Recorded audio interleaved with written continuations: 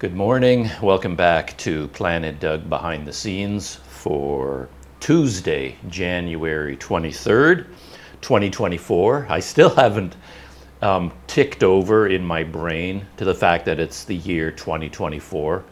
I know that in normal day-to-day life, people will often keep writing 2023 for a long time into January before they finally get in the habit of realizing it's a new year. But for me, I find that habit is even more extreme, and particularly when I'm working on videos and things like that, because I'm always attaching dates to various things, and I'm constantly putting 2023 in instead of 2024. I just don't keep up with the passage of time.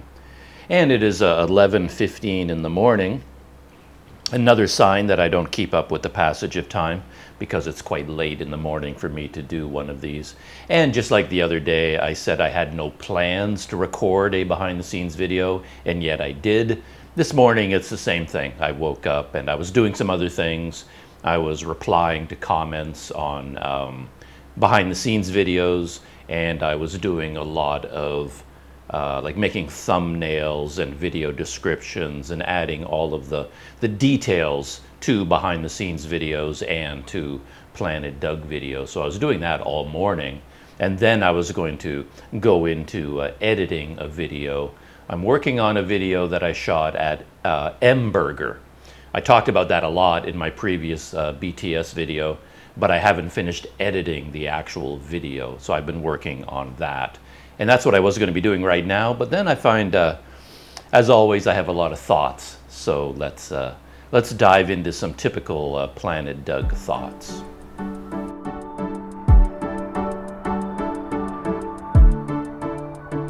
The first thing on my mind is what I've just mentioned, and that is all of the extra details that you add to a video after the base video is completed. This is, material inside the video itself and material that you add after the video is uploaded. Thumbnails, video descriptions, chapters, information about the camera gear that you used, links to anything you mentioned in the video. Put all of that together, and perhaps you could call it window dressing, because you have the basic video. I mean, you're out there with your GoPro and you shot all this video, and now you put it together in sequence. There it is. There's the video, the bare video. And you could post that. Interestingly enough, just this morning, I've been watching a new video from Bald and Bankrupt. This is because a Planet Doug subscriber and a friend of mine sent me a message talking about this video and wondering what I thought about it, and perhaps he was hoping that I might talk about it on a BTS video, go on a typical Planet Doug rant. So I started watching the video. I'm only 18 minutes into it, so I can't talk about the whole video. The whole video is 45 minutes long. It's called On Patrol in Pakistan's Most Dangerous Province. So as I said, it's from Bald and Bankrupt. I think it's his most recent video, and it's from Pakistan. And this relates to what I'm talking about, because like I said, I've only 18 minutes into the video, but already one thing I've noticed is that his videos, and this one is a good example, has zero window dressing. There is nothing. Like maybe if there was something in the first 18 minutes, maybe I missed it, but I don't think so. Like he goes to Pakistan, but of course he doesn't include a map of Pakistan. He doesn't include a photograph of any kind. He doesn't include any links. He doesn't include any information in captions. He doesn't add any music. He basically does nothing. He does what I talked about at the very beginning. He shoots video with his X3000, Sony FDR X3000 camera, an oldie but a goodie, the granddaddy of vlogging cameras. And I don't think he has any external microphones, nothing at all. And he just shoots the video, stacks it together, and posts it, and he's done with it, and he will get, millions of views for that video. So that does beg the question, which is the question I'm asking this morning. is the video window dressing worth it? It takes a long time to do all of this, and a long time and a lot of mental energy to do it, and a lot of organizational effort to get all that stuff done. Is it worth it? And how, if it is worth it, how do you do it? So, I mean, is it worth it is a general question that is quite interesting for any aspect of life, because you can apply that to anything, and you can easily conclude, no, you don't need to do it. It's not worth it, because here we have Bald and Bankrupt. He doesn't do any of it. Like, he doesn't do just a minimum of it. He does none of it. And yet his videos get millions of views and he has a huge following. So obviously it is not necessary to have a successful YouTube channel and have a popular YouTube video. So you can easily conclude, don't bother. You don't need it. It's not worth it. But there is the other side of it, where perhaps you personally think it does make the video more interesting. Like, for me, I don't think I'm a typical viewer of a Bald and Bankrupt video. I'm outside his main audience. Because when I'm watching his video, I miss all of that stuff. I want information. I want context. I want all the window dressing. So I think personally the video would be better if he included window dressing. Plus, it's a question of taking pride in your work. So maybe, like in my case, this video I'm working on from M-Burger, it's not on the scale of Bald and Bankrupt's video. He made a video about Pakistan, like the entire country, his entire journey, encapsulated in one video. That's a very big topic for one video. My entire video is having hamburgers for lunch. So it's like we're talking about a very different scale of video at the same time. But even for my hamburger video, I will have a lot of window dressing, starting from various cameras. Like, I used 4 different cameras, technically, a GoPro 1, GoPro 2, Insta360, a 360 camera, and my smartphone camera. I used all 4 of those, and I used probably 5 different audio sources by the time it's done. 5 cameras, because I also recorded a section, like screen recording from my computer. So I have video from 5 different cameras, audio from all over the place, and then by the time I'm done, I will add Google Maps and information and links and photos and audio, maybe music, I'm not sure, title cards, all these sorts of things. So I will be adding a lot of window dressing to this video. And is it worth it? Well, it is worth it to me because I appreciate that kind of content and I also enjoy doing it. For me, the video would not feel complete. Wouldn't feel complete without it. But that's just a personal feeling that I have about something I'm working on. So, is it worth it? Will it make the video more popular? No, probably not. But is it worth it for me? Yeah, it is worth it to me, but not on a financial scale and not on a popularity scale.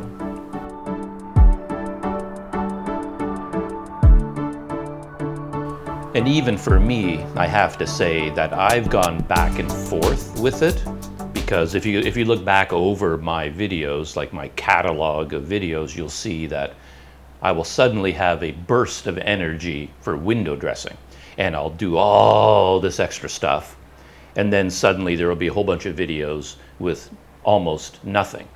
And that's mainly because I just don't have the time, or I don't have the energy. I'm just too tired to do it. And you feel time pressure, and then you end up thinking, I just can't be bothered with all that stuff, and I just quit doing it. But then YouTube might come out with a new feature that I want to try out, something you can add to your video. And I'm like, I want to try this out. And I try out that new feature, and that leads to me adding in all the other stuff that I would normally do.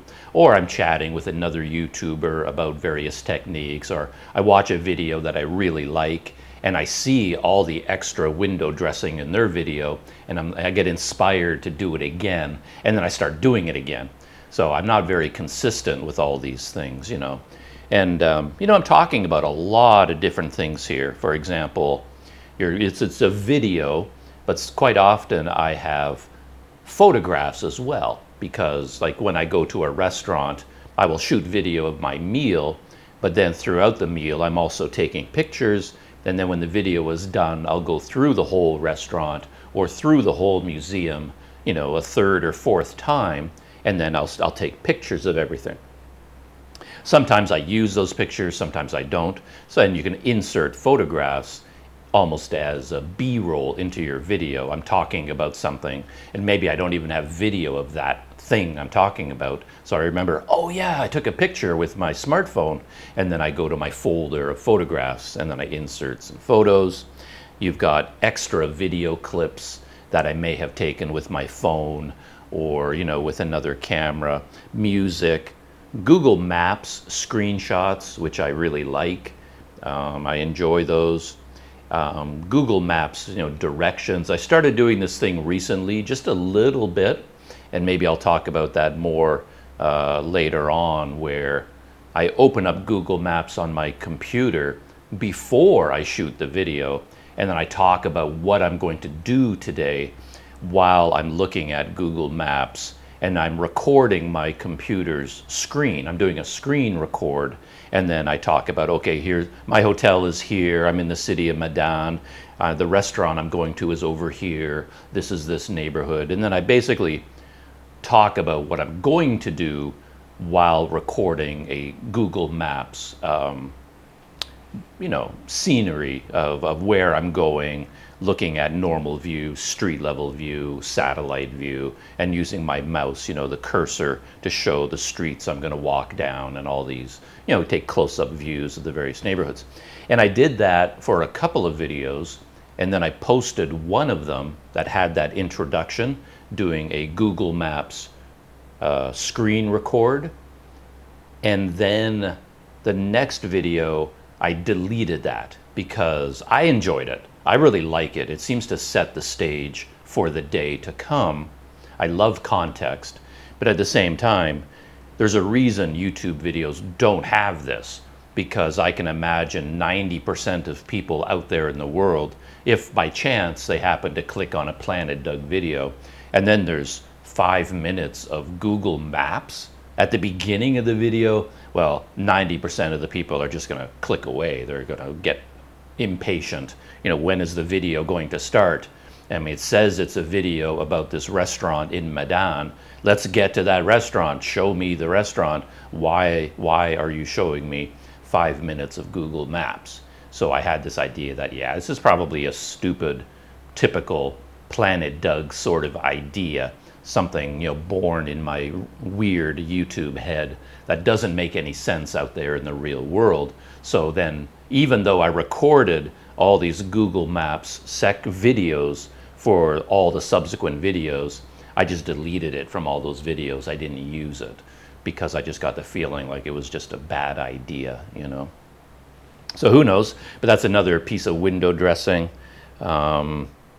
Also, if I go to a restaurant, I like to walk out with photographs of the name card of the restaurant. If they give me a receipt for my meal, you know, I like to keep the receipt and I take a picture of it. You could insert that into your video. You could take a picture of the sign for the restaurant, insert that, you know, pictures of their menus. You can insert that into the video. More and more, you know, window dressing.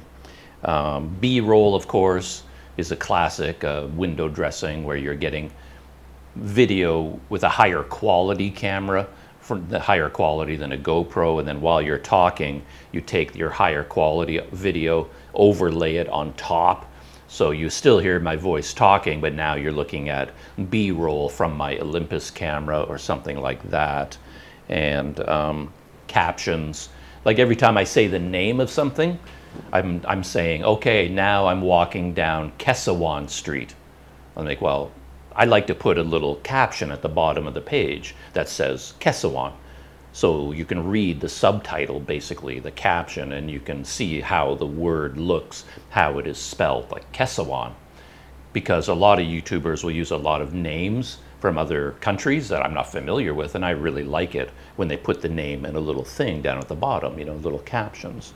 So I like that as well, all this kind of window dressing.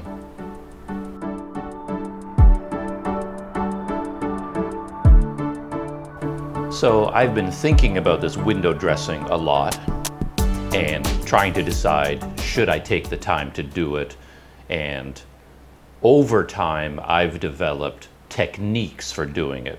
Assuming you've decided that it's worth it, you can apply some techniques that make it a lot easier to do, because I've learned it is impossible to do all of that all at once. You just can't do it because it slows down the video editing process to a crawl, right? You get frustrated with it because you feel like you're making no progress. You got your very first video clip, and then, you know, there I am, Planet Doug, you know, hey, welcome back to Planet Doug. I'm here in the city of Medan. I'm walking down Kesawan Street, going to M Burger restaurant for lunch. That's all I've said so far. It's like 10 seconds of video, but now I think, oh, I just said I'm in Medan. Okay, let's put in a Google Maps screenshot. So now I go to Google Maps. You know, I've stopped editing. I open up Google Maps. I take a screenshot. Then I have to go find it, copy it into the right folder, insert it into the video, size it properly, you know, put in, fading out, position it, do all these things. Okay, I've got the Google Maps screenshot. Now I go back to the video. Oh, I'm on Kesawan Street. Oh, I need a caption for that. Stop editing, go into the title menu, grab the style of title you want, put it in, type in Kesawan. You know, make sure it's, you know, the right length, it's positioned properly. And then every time you do one of these things, you have to re-watch that section of video to make sure it works. You know, oh, I'm in Medan. Okay, Google Maps started at the right point. It's on screen just long enough. Okay, it fades out. Oh, Kesawan Street. Okay, the caption. Oh, it's too early, so I got to move it. Watch it again. Oh, now it's too late. Adjust it backwards. Okay, that's right. Oh, it's not long enough. I have to extend it. Oh, now it's too long. Make it shorter. Rewatch the whole thing. Okay, that looks good. I'm just about to start. It's like, oh, I spelled Kesawan wrong. Ah, dummy. How do you spell it? You go back to Google Maps. You go to some other website to confirm, because you can't always trust Google Maps. You got to get it from various sources. How do you spell Kesawan Street? Oh, then I think, should I use the Indonesian? Because it would be Jalan Kesawan. And then English is Kesawan Street. And I think, oh yeah, I should use both. And then I put it in, you know, I say Kesawan Street, then in brackets, Jalan Kesawan, and I rewatch it. It's like, oh, I think I should have Indonesian first, right? That would be better. Okay, let's put Jalan Kesawan first, now in brackets, Kesawan Street. I save it, I rewatch it. Oh, I left out one of the brackets. Put it back in, I rewatch it, you know. It's a long time, right? And now I've gotten to that point, and now I want to insert another like piece of B-roll of something. So the very first 15 seconds of video, an hour later, I'm still not done that very first video clip. So the point is, you can't do all these things on your first walkthrough of the entire video. I've tried to do that in the past because I realized that you forget. Like while you're editing the video, you have an idea. Oh, I'm going to stick something in here. I'll do it later. But then you forget you had that idea. And then when the video is finally finished and you've uploaded it and you're watching it, it's like, oh, stupid, I forgot to put in all these things. So you have this instinct to do it right away when you think about it. But if you do it all right away, it's going to take forever and you will quit because it just takes too long. And the analogy for me is building a house, because I have experience in house construction. I've had summer jobs. I was never a skilled carpenter or anything like that, a skilled electrician and plumber. I don't know how to do any of those things. I was just, the young kid they hire to be on the construction site to do a lot of the busy work, while the carpenters, the real tradesmen, are doing the real work.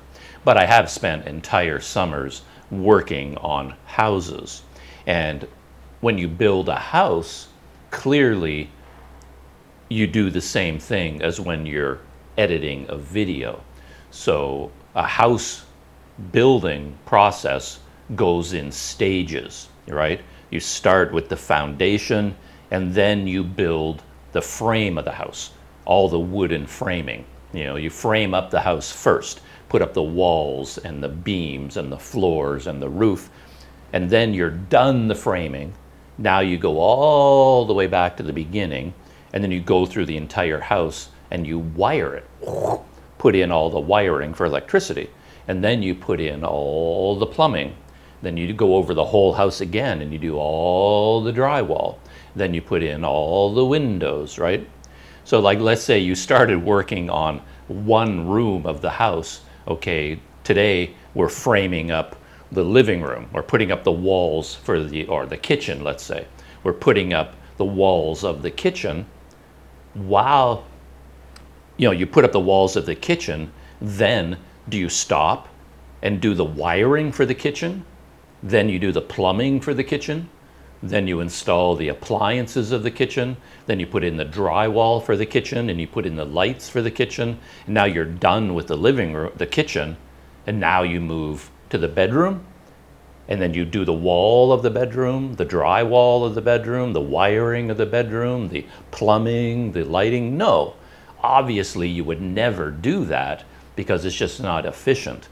You basically do one thing at a time, and each time is a sweep through the whole house. And that's how you have to approach one of these videos. So you basically start at the beginning and go through the whole video, framing up the whole video. You put in all the video clips. So you got the basic framework of the video.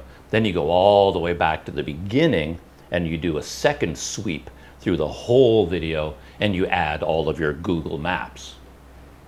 Then you do another sweep and you add all of your captions. Then you do another sweep and you add all the photographs, all the video clips, all the music, right? You basically, it's almost like building a house in stages, but also like sculpting something. Like if you're going to sculpt, a portrait of a person or something, a very complex sculpture, you don't start working on the eye and finish the eye, then go to the nose. No, you got your clay and you get the basic shape of the human being, and then you go over that shape, refining it and refining it and refining it, and make until you finally get to the end product. You can't do everything all at once. I think that makes perfect sense. It would just take too long and very frustrating. You feel like you're not making any progress, and you would eventually just give up.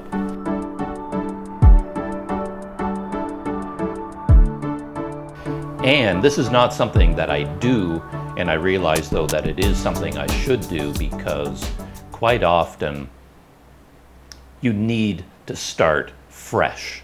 So if you are doing all of these sweeps, all of these stages through the video, you should do them on different days. Don't even do them on the same day. And that's something that I haven't been able to achieve, because if you start working in the morning on a video and you do the rough framing, and that takes a couple hours, and then you go back and you do another sweep through it and you add all the B-roll, then you do another sweep and do all the audio and then all the photos and then all the graphics. If you do it all in one day, it's exhausting, and you get tired of that video. You just want to be done with it. It's like, oh, for Pete's sake, I've had enough of this stupid hamburger video. Like, why am I working so hard on a video about having a hamburger, right? You lose interest, you lose passion for it. And then you basically will not add the window dressing. You'll just give up. But what you need to do is spread it out over several days, put the video aside, and then you get to a certain point. It's just like building a house. You don't frame the house in 2 hours and then start doing the plumbing and then start doing the electricity. You work on the house every day, and at the end of the day, you go home, have a good meal, you go to sleep, you wake up the next morning feeling fresh, and then you go back to the house and continue. There's no way you can build a house continuously. You just start building and just keep building until the house is done. No, you have to stop and start and be refreshed each time. So, one morning you wake up and then you put together the rough framework of the video. Done. Move on to another video, another project. The next morning, wake up, go back to that video, and now you can add all the B-roll, add all the photos. Now set it aside. The next morning, wake up, work on the next stage. So these are the techniques I've developed, that basically you do it in stages, where you do a complete sweep through the video for each element of the window dressing that you're going to add. And this is particularly important for when you've uploaded the video, because that is a really key moment I've discovered, because you have this mental feeling like, the video is done. You've exported the video. It took 2.5 hours for DaVinci Resolve to export the final video. I've got the copy. I've made a backup copy. I've saved it to my external hard drives. Now I'm going to upload it to YouTube. And in my life, it usually takes about, I'd say 14 hours to upload a video. I basically start, the upload process, and I have to let my computer sit throughout the entire night, and then babysitting it, because the internet will disappear. I have to keep reconnecting over and over. And then the next day at some point, maybe during the day, during the evening, it will finally have finished uploading. And by that point, it feels like you've conquered a mountain and you just want to be done with it. You have that feeling of, it's done. Yes, it's finally out there. But now you have all the other window dressing. And if you don't have the right frame of mind, you'll never do it. You just can't be bothered. So what you need to do basically is go to bed, do the window dressing for post-upload, do that on a completely different day, like you're starting all over again with a new project. And then you'll have the energy, the interest, and the momentum to do it. And for that, I'm talking about things like, the thumbnail, of course, but also writing a little description of what the video is about. For a long time recently, I haven't done that just because, I was in a mood where I just didn't have the energy, and I didn't think it mattered who reads the description of a video. But then I started thinking that maybe for YouTube search algorithms, like if you actually write out a description of the video, using the keywords of what the video is about, that might help YouTube identify the subject of your video, and they might suggest it to other people. Who knows? So I think it is important to write the description, but also links, like if you refer to websites, other YouTubers, whatever you do, it would be nice to have a link to that video in your video description, a summary of the gear that you were using, hashtags, all those sorts of things. But they're really hard to do, to find the energy. So I really think you have to set it aside, wake up the next morning, and then treat it as a brand new day, a brand new project, and then you'll have the energy to do it. A lot of this stuff is so detail oriented, getting all the little details right, that it takes a lot of concentration, and you really have to be involved and focused in what you're doing. You just can't whip this stuff off, it takes time.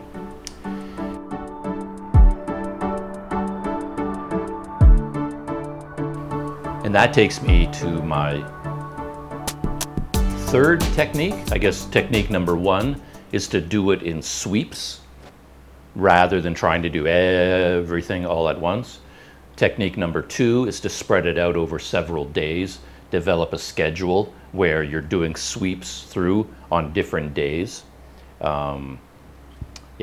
And then technique number 3 is a very important one, is when you begin working on a video, like before you have even shot any video on your phone or on your laptop, whatever is most convenient, open up some sort of a Word document, like in a notepad, something that you can access on your laptop and on your smartphone and on your tablet at any time, and then create a file with the name. So let's say I'm going to the M Burger restaurant for lunch, and I'm planning this already. I know I'm going to go there, and I know I'm going to shoot video about the experience. So what I do is I open up a document on my computer, and I give it a name, M Burger, and the date, all that kind of stuff. And then every single time I look up any information or have any kind of an idea, I jot down a note. So if I look up their website, like maybe M Burger has a website, and I look it up, right now the M Burger website is open on my computer. So it's more efficient for me to copy a link from that website into my notepad at that time, rather than waiting till later. And let's say I talk about an Itchy Boots video, I talk about a Bald and Bankrupt video, and I'm guilty of not doing this for a long time because, again, I didn't have these techniques zeroed in. But at some point I was watching the Itchy Boots video. So while I'm watching the video, that's when I should copy the links. Copy the name of the video, a link to the video, and put all of this information into this notepad for that video. If I look up the name of the street, the history of the restaurant, the name of the owner, any information I look up, anything I do, just pop it all into this notepad, so that when the time comes, when you're doing captions and subtitles and inserts and photos and video descriptions and chapter titles, that's a really important one too.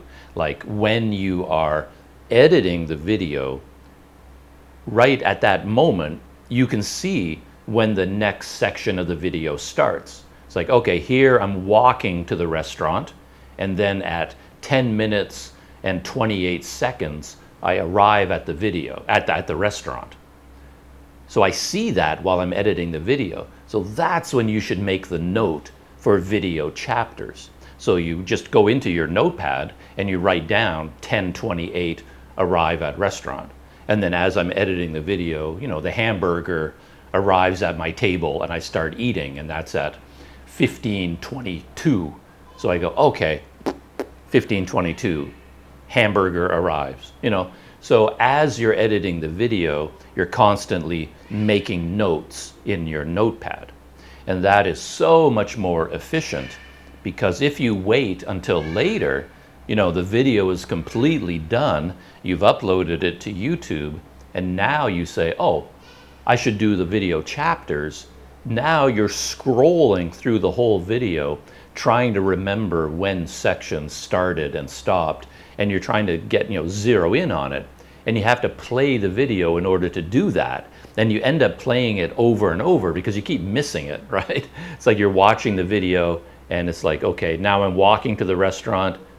Now I've arrived. Oh, you didn't pause it in time, so you don't know exactly what second you should mark the chapter. You have to do it over and over again. You got to put the video into slow playback mode so you can really dial it in and go, okay, the new chapter starts at 10:29, not 10:28. You've got to get that exactly right. So what I find is opening up a notepad before you've even started the video, and then just keeping regular notes throughout researching the video, shooting the video, editing the video, and uploading the video. Always have that notepad open in the background, and then just every time it's like, oh, jot that down. Oh, jot that down. And now when you need that information, you already have all of it there.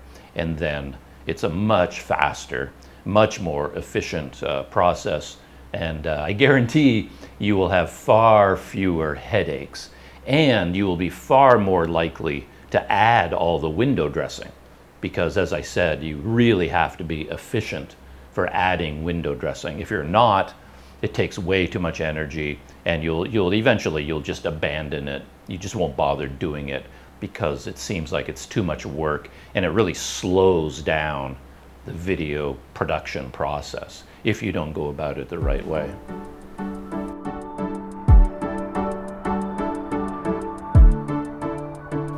For the world of Planet Doug, right now I am editing the video of when I went to mBurger. I have the DaVinci Resolve editing screen here open in front of me. I just kind of wanted to refresh my memory of where I was at for this video and see if there was anything interesting to talk about. And a lot of this project relates to what I was talking about the techniques for editing a video and adding all the window dressing.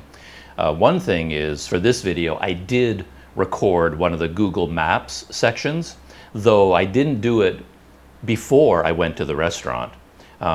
I just went out filming. I went to mBurger to have my lunch. I came back, I was editing the video, and then I thought, because with this restaurant, I learned a lot of things about it afterwards. In particular, I learned that there were 2 different outlets, which I didn't know.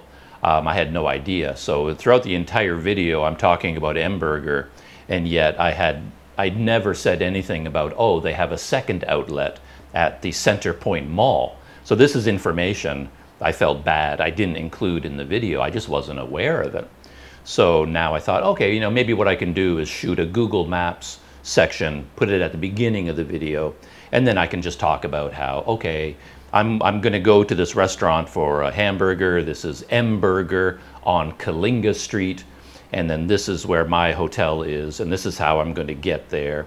And I went there by Baycheck, so I talked about how, okay, I went to this road, I got a Baycheck, and it took me down this road, and then down this road, and we passed this place, and I shot video using my 360 camera, and I went to mBurger on Kalinga, but it turns out that they have a second mBurger outlet now at Center Point Mall, which is over here by the train station.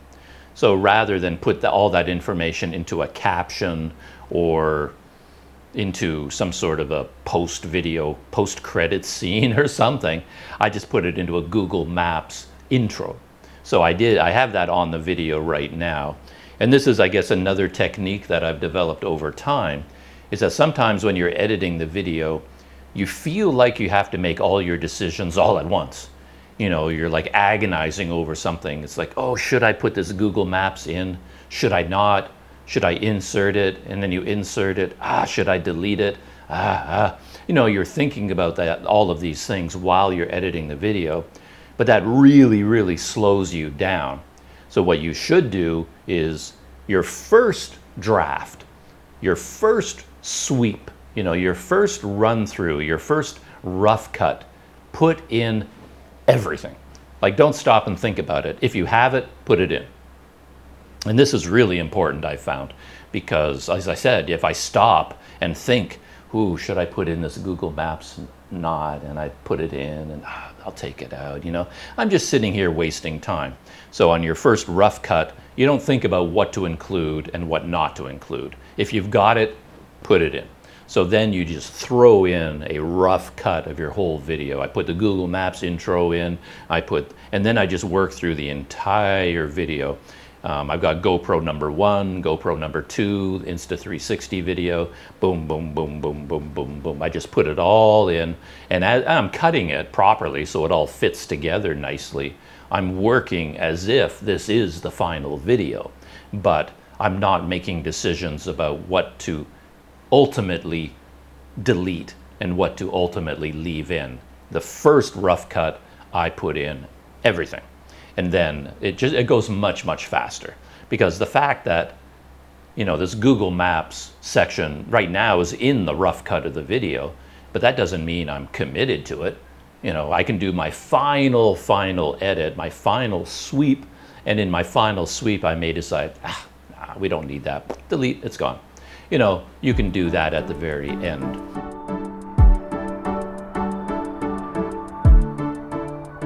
And another very important technique that I've developed here is that I routinely shoot video with 2 cameras at the same time.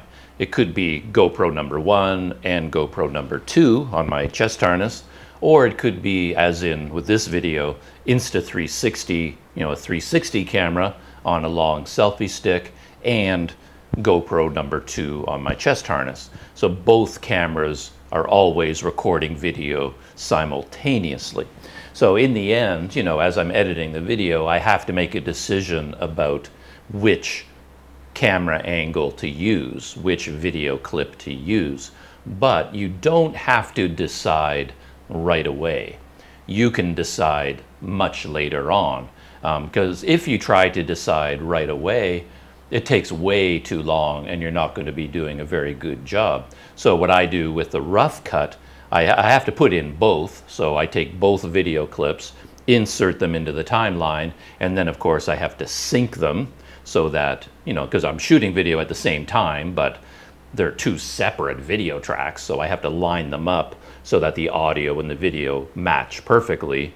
And then I have to mute the audio of one, because one of them has the main audio that's been being recorded with my Rode, right? So anyway, I do all that and I have all the video synced up, but I do that for the whole video, the whole rough cut. Just, you know, GoPro number 2 is in video track number 2, GoPro number 1 is in video track number 1, boom, boom, boom, boom, boom, Insta360, GoPro number 2, all the way through. And I don't worry about which one I'm going to use at which point. So that kind of decision making is a completely separate sweep through the video. So after I've got the whole rough cut, now I can watch the video myself, and I'm working on captions and I'm putting in photos and music, whatever it is I'm doing, but then I'm watching the video, and then from time to time it's like, oh, that's probably be a good point to switch to the other camera. Right, so I've got the 360 camera out there and I'm filming something, but now I know there's something right in front of me that's really interesting. So then I'll switch to this camera.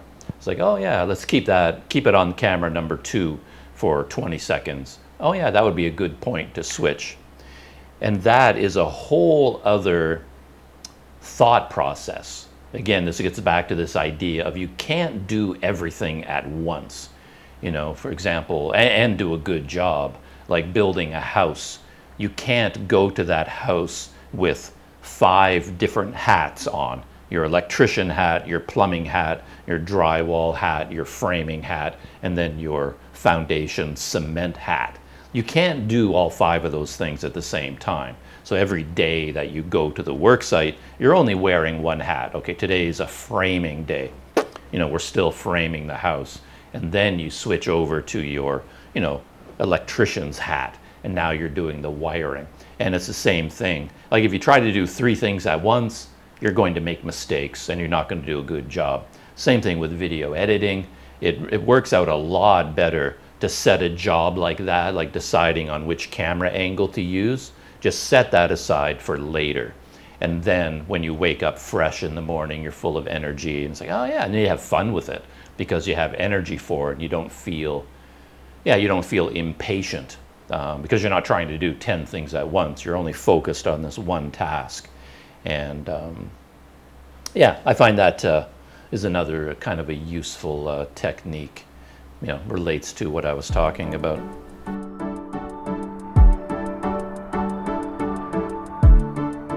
So yeah, that's what I'm working on right now, and I haven't gotten very far in the video, to be honest.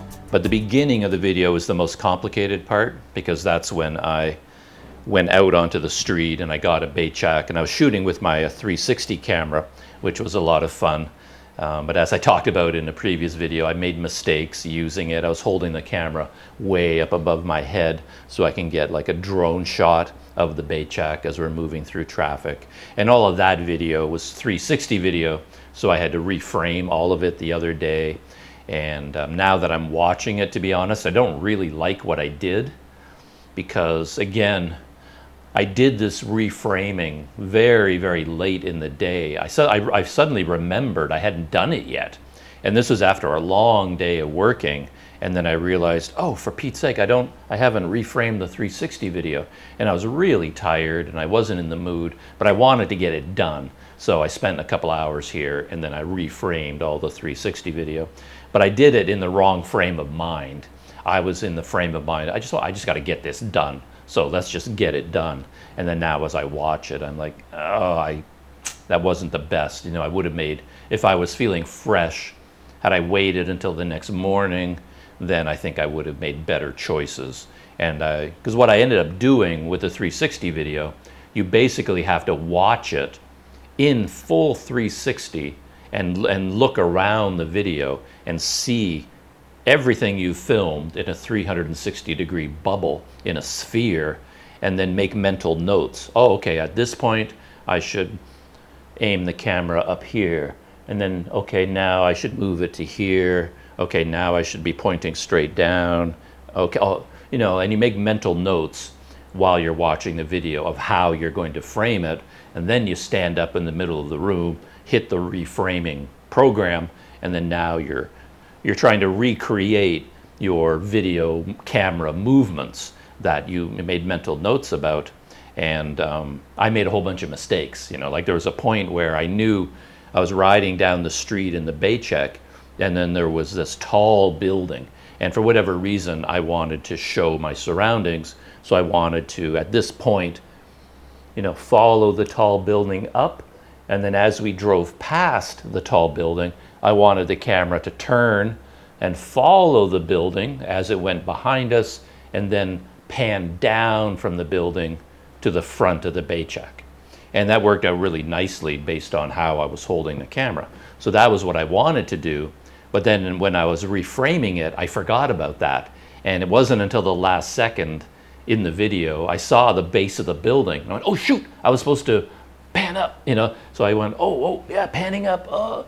And the whole camera movement was much faster than my original idea, because I almost missed my cue. And then I basically panned up the building much, much faster than I was supposed to, because I forgot about it. But I just left it that way because I was so tired and I just wanted to get it done. But had I been doing this the next morning when I was feeling fresh, I would have restarted. I was like, oh, I made a mistake. Let's start over and then just do the whole thing all over again. But because I was tired and I was impatient, I just said, let's just leave it the way it is. And then the work I did was not as good as I hoped it would be. So again, that gets back to this technique of doing things in stages and doing it on different days when you have to restart, you know, when you should be feeling fresh when you do that. But yeah, this is a little bit of a challenging opening to the video because I have the 360 video and I have the GoPro video here, and there's such different camera angles, it's hard to make a decision about which one to use, and lining up the audio, syncing everything together, and it's very picky, finicky work, and it's taking a long time. But that is what I'm going to be doing for the rest of today. I'm going to be editing this video, and hopefully I will have the entire rough structure done. You know, I'll have the framework completely finished, you know, by the end of today, and then on a new day, then I can go back and start refining all of the window dressing, you know, that I've been talking about. And all of that for a hamburger video. But that's life on Planet Doug at the moment.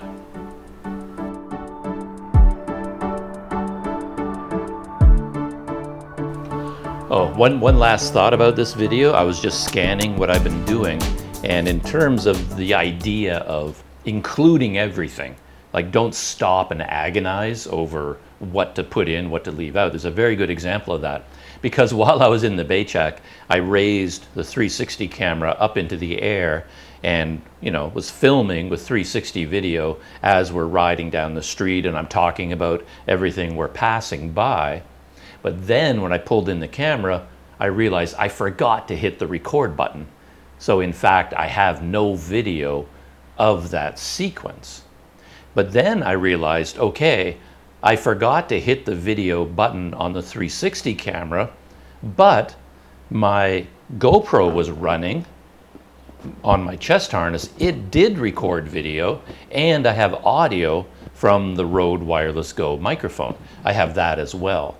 So I don't have my A camera video, but I do have this video. This is a dumb video because I'm sitting in this baychack, all hunched over. It's a very tiny space, and all you see in the video is my hairy legs and my hairy knees, and you see my arms with one of my arms, holding the camera.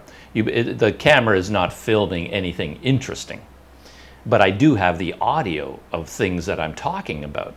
So yesterday I was thinking, can I do something with that? Like, okay, I didn't get the 360 video, but I do have the GoPro video and I have the audio. Maybe I can use the audio and put in photographs, Google Maps, screenshots, maybe. So I started thinking of different ways, and I could feel myself slowing down. Like, maybe and I thought, okay, no, this is not the time to be doing that. I have that audio and the video, put it in. Just dump it in, go to the next video clip, dump it in, next. Just get the framework done. So basically, the technique that I mentioned of don't worry about what to keep in or leave out on your first run through. On your first run through, dump everything in. So that's what I did. I basically just went, oh yeah, I've got this video, let's put it in for now. Oh, I've got that audio, let's stick it in. And then I move to the next video clip and the next and the next. And then you're making progress. And then I can go back and just say, yeah, I don't need to do anything with that. Delete, it's gone, right? Just put it in and then worry about it later as you start refining the video. You don't have to make every decision all at once. So yeah, interesting thought, I thought.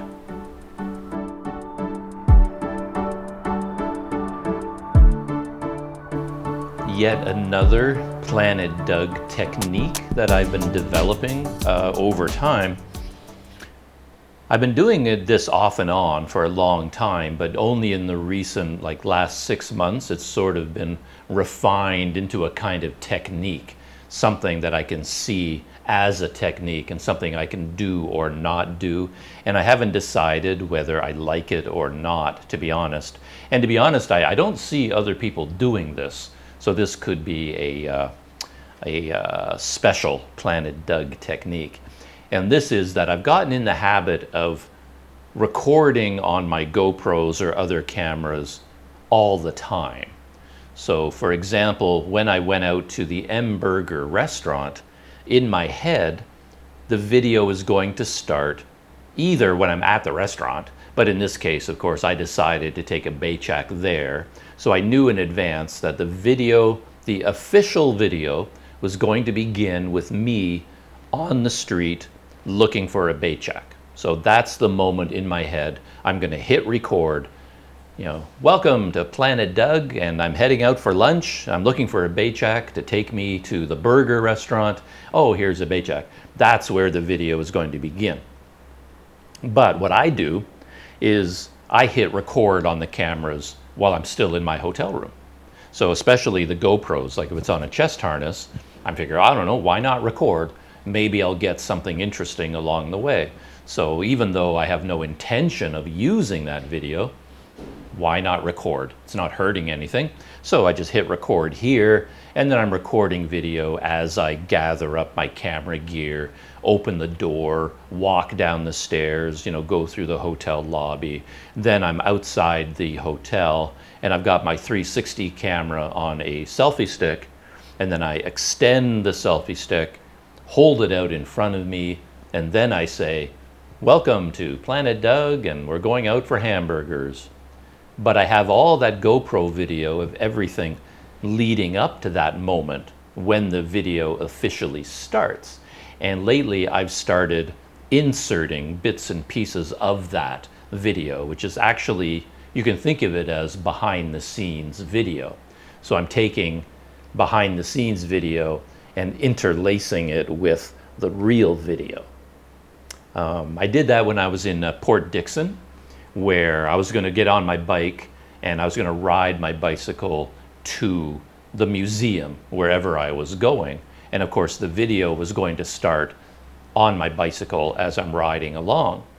But then I just hit record, and I recorded the whole process of me leaving my room, going to the lobby, mounting my GoPros on the bicycle, clamping them into place, taking my bike outside, testing the audio, testing the cameras. So I had that whole process on video. And then I thought, why don't I put it in the video? And then I did a voiceover. So I did a voiceover narration describing what I'm doing. Okay, this is my hotel room. Now I'm going into the lobby, and this is my GoPro, and I mount it on my bicycle with a broomstick. Here's how I clamp it in place. Now I'm testing. And I kept all of that in the final video as kind of a behind the scenes intro. And I've started doing that more and more. So in this case, for the burger restaurant video, I had this one moment where, from this GoPro's point of view, you can see me holding the 360 camera, extending it, hitting the record button, and then putting out in front of me, and then beginning talking. And at that point, the real video begins. But I kept that B-roll, that behind-the-scenes video from the GoPro, I kept it in the video, and I put some music over top of it. And I kind of like it. It kind of, I like behind-the-scenes stuff, I guess. So that's another Planet Doug technique, I guess, that I've been using a lot more lately. It's almost like these are the moments between shots. So I'm filming with one camera, but now I'm going to change to another camera, but I leave my third camera recording while I'm making the switch, and you can see me. I did it the other day when I went to the train station here in Medan, and then I went walking around, and at one point I had to change batteries. Both of my GoPros, the batteries died. So I had to put in new batteries. So what I did was set up one of my GoPros, and I recorded myself changing the batteries. And I included that in the video as a kind of behind the scenes moment, because you do that as I'm walking around Medan over and over. I'm constantly stopping to make an adjustment, change the battery, change the memory card, look at Google Maps, figure out where I'm going. All kinds of things happen along the way. And then more and more, I'm just leaving my cameras running all the time, and then I'm using bits of that video in my videos. And again, is it worth it? Probably not. Takes time, takes effort, takes mental concentration, but I kind of enjoy it. It's fun to do, whether it's technically, worth it or not.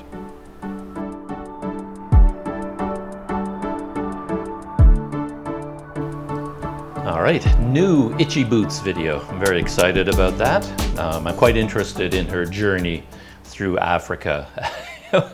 Poor woman, I keep thinking, oh, poor woman, because I don't think when she planned this journey, I think she knew about the African rainy season. I know about the African rainy season, but I had no idea that it would result in quite this much mud. And it got so bad for Itchy Boots at the beginning that she took a break. She actually quit mid-journey and then went back to Europe for a couple of months just to let the rainy season finish, and then she could continue her journey. But so she came back, and it's still basically the story of mud, more mud and more mud. I'm sure she's got a very good attitude about all of this. She's not on video complaining about it all the time, but man, I imagine she's not that happy about it. I don't imagine she thought it would be this difficult to get through this part of Africa. I mean, it's Africa, it's going to be challenging, but man, I'll bet you she wasn't mentally prepared for this much muddy challenge, right? So this video is called The Part of the Motorcycle That I Should Not Have Broken. And I think I have the thumbnail up here. Yeah, it shows her motorcycle on its side. She crashed again. Well, she didn't crash. These aren't really crashes, but she basically falls over. And it has in big white letters, you know, bad news. And so far, it's been up for one day, 572,000 views. So, you know, popular video, of course. The video's 20 minutes long. And I watched the whole video, of course. And it's got a lot about crossing the border, because she finally got to the border with Central African Republic. And so from Cameroon into Central African Republic, she doesn't, I don't think she showed any maps throughout the video, but she does mention the town where she started and the town where she wanted to go. And I did a Google Maps search. So here they are here. This is where she's trying to get to. And it is a 75-kilometer journey to get to the border, across the border, and then get to this town. What is it called? Niala or Nala, something like that. And so she got to the border, and there's one really interesting thing in the border, ties into something I've talked about before, where her 360 camera, I don't even know if she's realized it herself. Maybe she has, or even whether other people have picked up on this. But that 360 camera for a motorcycle journey is really useful. It has given her so much interesting video that she would not have gotten in any other way. And that's because that camera is recording, you know, 360 degrees. It's also very unobtrusive. It doesn't really look like a camera. And what Itchy Boots does is she mounts it on her motorcycle, and she's not doing anything fancy with it. Like, she's not, you know, raising it in the air to get drone shots. She's not putting the bar off to the side and angling it to get beautiful cinematic shots of her wheel spinning. She's not spending any time doing anything like that. All she's done is mount it on the handlebars right here and just hits record and lets it go. So she's not even, you know, when I watch her videos, she's not even switching angles. She's only using the video facing her. You know, the 360 camera, well, maybe she may not even be using the 360 setting. It's a possibility, because she doesn't switch to, you know, left view, right view, view ahead, and view behind. She's not moving the camera angle at all. She's only using the view towards her and the motorcycle. But the advantage to that camera for her is she leaves it there all the time. It's always recording. Well, not always, but she's recording all the time. When she leaves her motorcycle, that's the key. And it's almost like a security measure where, you know, she's locked up her motorcycle. Like in this case, she went to the border and then she had to go, she parked her motorcycle beside this little building. She thought, I think, it was the immigration office, but it turns out it wasn't. The immigration office was another building, maybe 150 feet away. But rather than, you know, she already turned off her motorcycle, you know, rather than get back on, turn on the motorcycle, ride all the way to the other building, she decided to just leave her motorcycle there and walk to the immigration hut. You know, it's not really a building, it's just like a little shack almost. But what she does is, I'm assuming it's partially for the video, but also a little bit of a security measure. She's leaving her motorcycle untended with all of her gear on it, and then she just hits the record button on the 360 camera. Nobody knows it's recording because it doesn't have, you know, a big screen on it that's, you know, showing the video. And then there were a bunch of, like 3 or 4, maybe 4 guys kind of hanging out there at the border. Maybe they're security or just people hanging out. And they said to her, like, hey, can we take pictures? And then she said, sure, fine, you know, I'll go do immigration. You know, you want to take pictures of a motorcycle? You know, you go ahead and take pictures. But it turns out these guys, I don't think they would have done it if Itchy Boots was standing there or if they thought she could see them. But what they did is they took turns getting on her motorcycle. Like they got these big, you know, heavy, well, muddy sandals, muddy boots, muddy feet, and they're getting on her motorcycle, probably getting mud on her seat, you know. And then they're one by one, they climbed on her motorcycle and they're sitting on it, like pretending they're riding it. And then they would pose while their friend takes a picture of them on her motorcycle. Then he would get off, the next guy would get on, he would take a picture, and they cycled until they all got photos of them sitting on her motorcycle. And Itchy Boots got video of this entire sequence happening because her 360 camera was running at the time. And she's done that a lot. Like every time she puts the motorcycle on a boat or a canoe or a barge, and then all these men have taken over her motorcycle, like she's not involved anymore, and people are manhandling her bike, she leaves the 360 camera running, and she has video of everybody, you know, picking up her bike and then lashing it down with ropes or rolling it away or whatever they're doing with her motorbike. She has video of all of that happening. And I find that really fun. I just think it's a really interesting, candid look on what's going on, you know, like behind the scenes. You know, I'm all about behind the scenes. That should be very apparent by now. And quite interesting, the thing on her motorcycle that broke sort of ties into a little bit into what I've been talking about, because, you know, the title of the video, as I said, is the part of the motorcycle that I should not have broken. Because this time, her motorcycle, I guess, when it fell, it hit hard, like harder than normal. Like all the other times where I've seen her motorcycle fall over, it was in kind of deep mud and water. And, you know, the motorcycle had a bit of a soft landing. But this time it looked like the road was kind of rocky. And maybe it fell from a bit higher up and it hit pretty hard, to the extent that when she started riding, ultimately her handlebars were twisted. So in order, like she could, if you had the handlebars, if you kept them straight, her wheel would have been pointing off in this direction. So she had to ride kind of like this in order to keep going straight, which is really uncomfortable. And she talked in the video about how this happened one other time to her. And there was a guy, again, yeah, actually this ties in with what I'm talking about as well. She was with some other people, and this man, some sort of a motocross race or something like that, he decided to help her.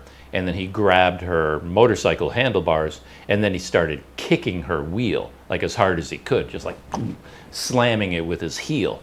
And then that basically, without tools, it moved the handlebars in the wheel, you know, the fork attachment. He kicked the tire while he was holding the handlebars, and then it brought them back into alignment. And Itchy Boots said, oh, she remembered this guy using this technique, and then she did it herself this time with her motorcycle and kicked the wheel a few times, and it kind of brought it back into alignment. So yeah, when it fell this time, it hit pretty hard.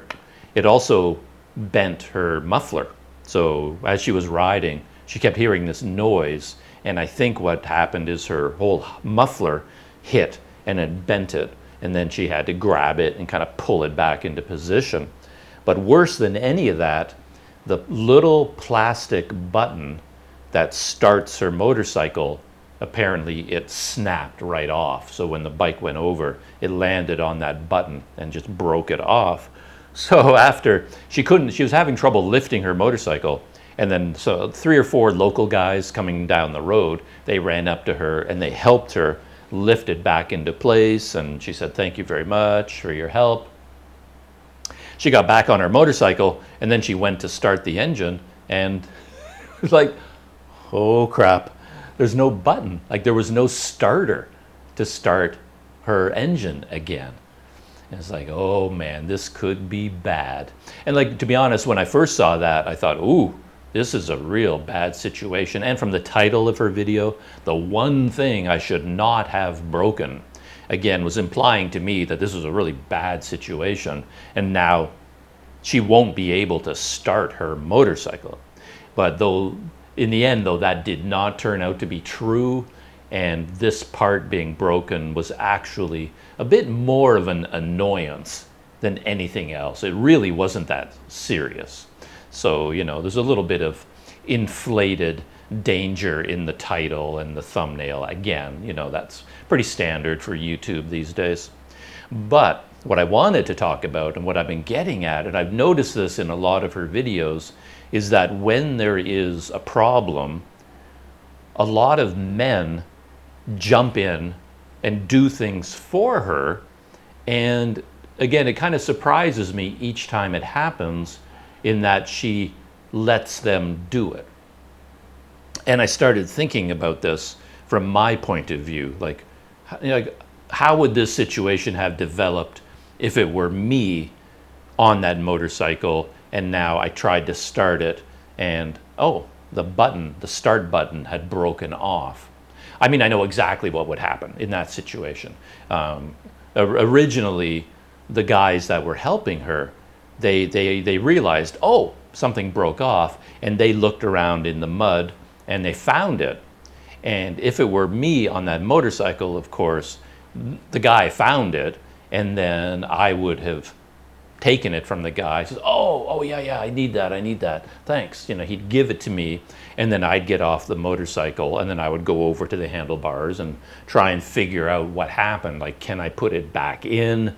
Did it break, or did it just come loose? Maybe I don't even know how this thing works, and I'd look at it and examine it, try to put it back and fiddle with it for a while, and basically see if I could fix it.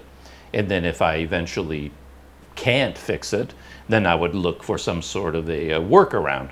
Basically, I would be trying to fix it. But in this case, Itchy Boots didn't. The guy who found the start button, he started working on her bike, and Itchy Boots was taking video of it, and I was really worried, to be honest. I was like, I'm just watching the video, and I'm kind of leaning forward going, whoa, no, stop, like, stop what you're doing, like, do you have any idea what you're doing? Because this guy, I think he was using a key, like maybe the key for his motorcycle or something, and he was like jamming it in there, like he was putting this piece of plastic in, and he was like jamming this piece of steel in there, which I think was a key, but I'm not sure. But he's like jamming, and he's prying, and he's doing this and he's doing that. And of course, I'm thinking that, like, in my experience in my life, 99 times out of 100, when some helper starts doing stuff like this, they make it worse. It looked like the guy was going to break it even more. Like, he wasn't a mechanic. It's not like Itchy Boots rode her motorcycle to a mechanic shop or even a village level, repair center with limited tools. This is just some guy on the road, and he just happened to pick up the piece of plastic. There's no reason to think that he had any idea. To be honest, if I was going to ask someone to fix my Honda Rally motorcycle, I would ask Itchy Boots to do it, because she knows about these motorcycles. She has years of experience. And this guy, I don't know who he is. I would hire Itchy Boots. I wouldn't hire him. And yet Itchy Boots kind of hangs back and lets these men, I think she's just being polite. She's just being nice. Like, she doesn't want to make a scene, and lets the guy, kind of do his thing. And then eventually this guy figured out that, he concluded that, nah, it's broken. You can't put it back. But then he took his key and he stuck it into the hole, and I guess there is the actual switch. It's a metal switch, I assume. It's recessed in the handlebars, and he could reach it with his key, hit the switch, vroom, started up the motorcycle, right?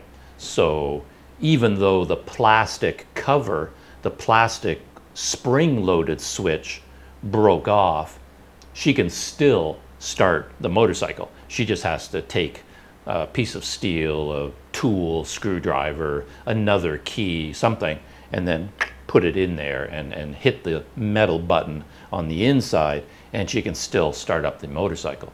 So in the end, it was not as serious a problem as you might think from the thumbnail, but it really is going to be annoying though, because normally, to start the motorcycle, you have to pull in, the brake and the clutch, because there's a safety mechanism. Unless you do, the engine won't engage, right? So you have to do that first, and then you're like pressing the button while adjusting the throttle, It's all like one thing. You pull in the brake and then hold onto the throttle and press the button, and then you can start up your motorcycle smoothly. But now she can't do that. She has to hold in the brake, take a key and push the button, but she can't manipulate the throttle anymore. So it's going to be a little bit awkward all the time, constantly having to stick something in there to get the switch. So it's going to be very annoying. But to get back to my original point, I mean, Itchy Boots on her own, she would have figured all this out. I mean, if she had just taken the plastic from the guy, you know, she could easily have, you know, figured out on her own that, or maybe she could have put the piece of plastic back in, you know, maybe she could see something that this other guy couldn't see. And then, or if she concluded, no, I can't put it back, it's broken, you know, I'm sure she would have figured out, okay, I can just push the button on the inside. You know, she would have figured it out on her own. But she does have a habit, I've noticed, of being very polite and very, just allowing other people to get involved and do things when I think, you know, if it were me, for example, no, I wouldn't allow it. I'm like, you know, no, quit. You know, if I'm riding my bicycle and I get a flat tire, you know, I pull over to the side of the road and I start fixing the flat. But if someone, you know, someone who wants to help just comes up and then just starts grabbing tools and starts working, I'm like, no, just back off. You know, you don't know what you're doing. You're going to make the situation worse. You know, I got this under control, you know, so yeah. And also, I get very nervous in her videos when men are putting her motorcycle on canoes and on boats, because I know in my experience, local people, as much as they want to help you, are often more hindrance than a help. So if they start, you know, my bicycle, for example, they start picking up my bicycle and carrying a bus and then putting ropes on it and tying it down, they're going to get it all wrong and they're going to break everything. It's going to do a lot of damage. I know that from experience. It's better for me to do it myself, but it is really hard sometimes to insert yourself in these situations and do things for yourself when the local people are, you know, are trying to help you out with some things. But yeah. Anyway, those are just, I guess those are my thoughts about her latest video. It's one of these to be continued videos, so she's not at her destination yet. So that's 75 kilometers to get to Nala. She's only part way. I think she's still, yeah, I totally forgot the end of the video. Really, really interesting. This is a very rare moment where she didn't make it, because she always rides her motorcycle and gets to a hotel, a relatively nice hotel in a relatively safe location. But in this case, for whatever reason, I don't know exactly why, it didn't seem like everything took longer than normal, but I guess it did. The border crossing, getting through the mud, crashing, fixing the switch. Maybe all of this took so long that she didn't make it to her destination before sunset. So the sun went down, and then it was too dangerous to keep riding in the mud in the dark. So she actually decided to spend the night in one of these typical villages at the side of the road. And I assume her next video is going to focus on that, because, you know, that's going to be a big experience where, I mean, they don't have hotels, obviously, they don't have guest houses, there's nothing there, and it's a village. And she ended the video with a local person coming out, and then she talks to him and makes it clear to him, I'm, you know, is there any place here? I need a place to spend the night. And then the man said to her, oh, okay, well, we have to talk to the village leader first, you know, the head man of the village. We have to talk to him to get permission. And that triggered a lot of memories for me, because I had that experience so many times. And it always ended up being one of the bigger problems, because, you know, you're riding your bicycle and you've got your tent and you got your food and you got your water. You're absolutely fine. So you can put up your tent, cook some dinner, you got drinking water for the night, you're good to go, and you're tired. All you want to do is go to bed. But then in these small villages, there's always etiquette involved. And then it's like, oh, no, we have to go get permission. And then suddenly you become the honored guest. And then you have this long meeting with the village headman, and you're sitting there talking to him, and everybody wants to talk to you, and you get permission. And then they're not going to let you just go off into the bush and set up your tent, because now they are officially responsible for you. And now they want you to stay here, and let's get this room ready for you. And they're cleaning it, bringing stuff out, bringing beds in. And now there's this big rigmarole starts to happen, and they have to get food for you and this and that. And it ends up being a very big deal. And I remember never enjoying that very much because, yeah, I'm okay. Like, I don't need any of this stuff. I just need to go to sleep in my tent. I'm good. But etiquette and policy and just, yeah, you got to get permission first, and that leads into a lot of ceremony. And it's all that, like, staying in the village at night can be physically challenging, but all of that is surmountable for me. I can deal with all that, no problem. But then when it comes to the ceremony and the long social gatherings and the preparing of food for you, when I'm just exhausted and I don't have the energy for this anymore.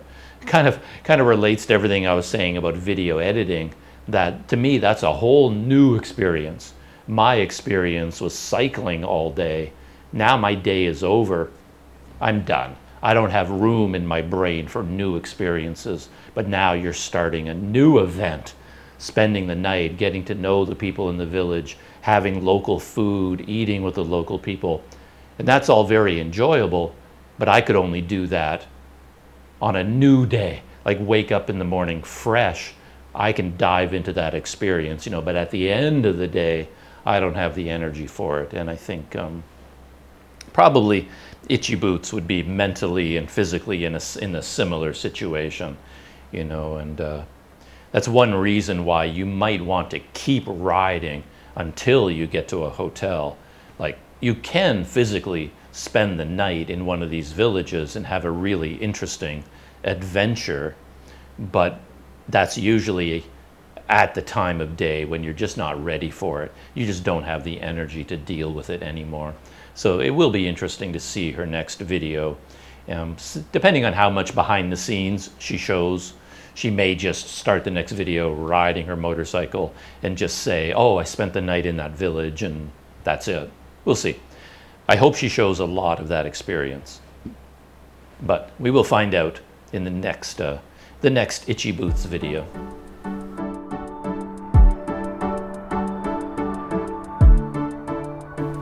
Another YouTube-related topic and YouTube videos that I came across just recently is sort of a kind of a collection of videos, because I've noticed as well over the last few months, occasionally I've been seeing videos from like really big, really popular, really successful YouTubers announcing that they're quitting YouTube, or they're taking a break, or they're resetting their YouTube life.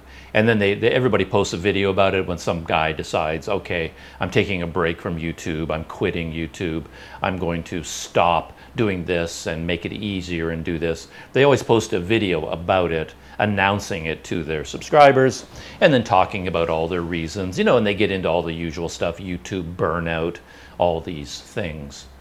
So I've seen that. A lot of big, successful YouTubers announcing that they're quitting YouTube. And then a very popular YouTuber, Marques Brownlee. I always get his letters mixed up.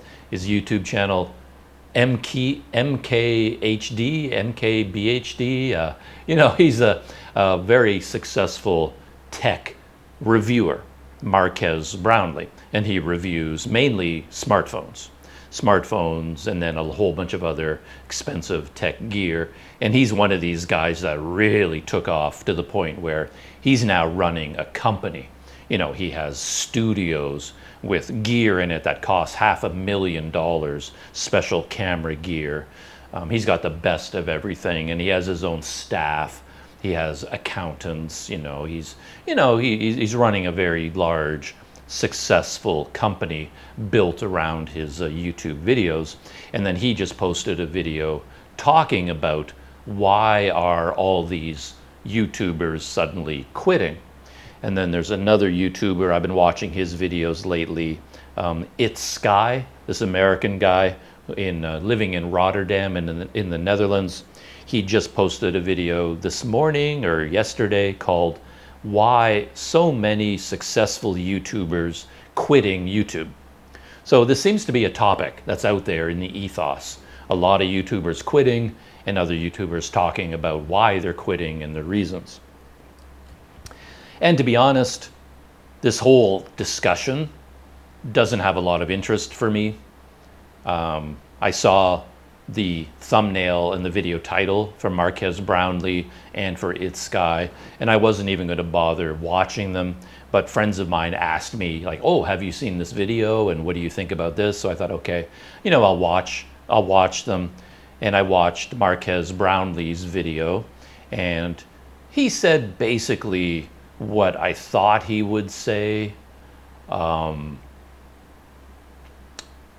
with a lot of detail, like very specific details about the progression of a successful YouTube channel and the time pressures. I think overall, the main takeaway I got from his video is that someone might start a YouTube channel because they have an interest in the topic, in video, and in artistic creativity. That this is where they get their energy from. And they have a lot of fun shooting videos, making videos, posting videos, doing new ideas, creative things. It's basically a creative outlet for them. It is their art form, making YouTube videos. But then they become successful. And now they suddenly get a lot more opportunities. They might get a brand deal. And now this company says, hey, we will fly you out to Hawaii and you can review our new smartphone and we'll do this and we can do this and they start making merchandise and they start making a lot of money, and then they decide to farm out some of the work that they're not good at. Maybe they're not good at thumbnails and graphics. So they have all this money now, so they hire somebody to do the graphics for them. And then all of their taxes and financial stuff, they don't have time for that nor expertise, and their company has got big enough that they can't really do it themselves anymore, so they hire an accountant. And now they have employees, so now they're dealing with paperwork and documents and taxes and forms, and so now they're suddenly moving farther and farther away from what made them interested in having a YouTube channel in the first place. They wake up in the morning thinking, oh, I'm going to work on videos today, and then 15 hours later, they're still on their computer doing paperwork. They become managers. They're now CEOs of their own company, and they're no longer doing what started them off in the beginning. They're no longer doing the things that they enjoyed. So that's why they quit, and that's why they burn out, because they don't have the energy anymore, because they didn't start out thinking, oh, I want to run a company and I want to do paperwork and manage employees and get office space and pay rent on, that wasn't how they started. They started off just having fun at home with their camera, basically what I'm doing.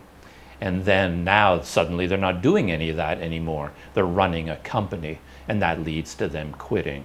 So Marques Brownlee, he's talking about a lot of those things. So why is it of little interest to me? I guess it's of little interest to me because the whole topic of quitting YouTube presupposes that you've started YouTube. Like, they're all starting from the point of view of, I am doing YouTube, it is my job, and I'm going to quit my job and get a different job. And I'm not at that. I'm not, I'm like a million miles away from that, because I have nothing that I can quit.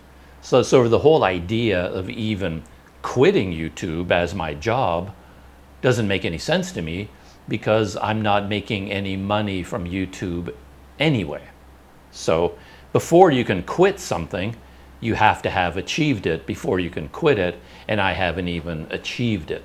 So that's kind of why I don't click on any of these videos, because all these people quitting YouTube, they're all making, you know, I don't know how much money, hundreds of thousands of dollars a year or something, and they're very successful. They have something to quit.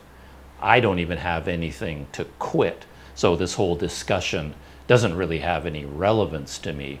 You know, talk to me if I suddenly make money from YouTube and I'm able to make even enough money to go to new countries and experience new places and make videos. Like if I was at that point, well, okay, then we can talk about this is something I'm doing officially, and now, you know, oh, I'm burning out and I'm going to quit.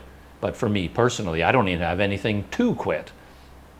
Does that make any sense? Anyway, so that's sort of, yeah, like I said, all these people quitting, they're quitting because they have offices they're paying rent on, they have employees, they're earning a lot of money, and they have to get accountants, and they're no longer doing the things that got them into YouTube in the first place. And I'm not even, I'm a million miles away from that point. So, which is kind of interesting though, because I can guarantee you that the vast majority of the people watching this video and commenting and talking about burnout and, you know, burnout from making videos, that sort of thing, they're all like me. They're all small YouTubers that really aren't making any money from YouTube anyway.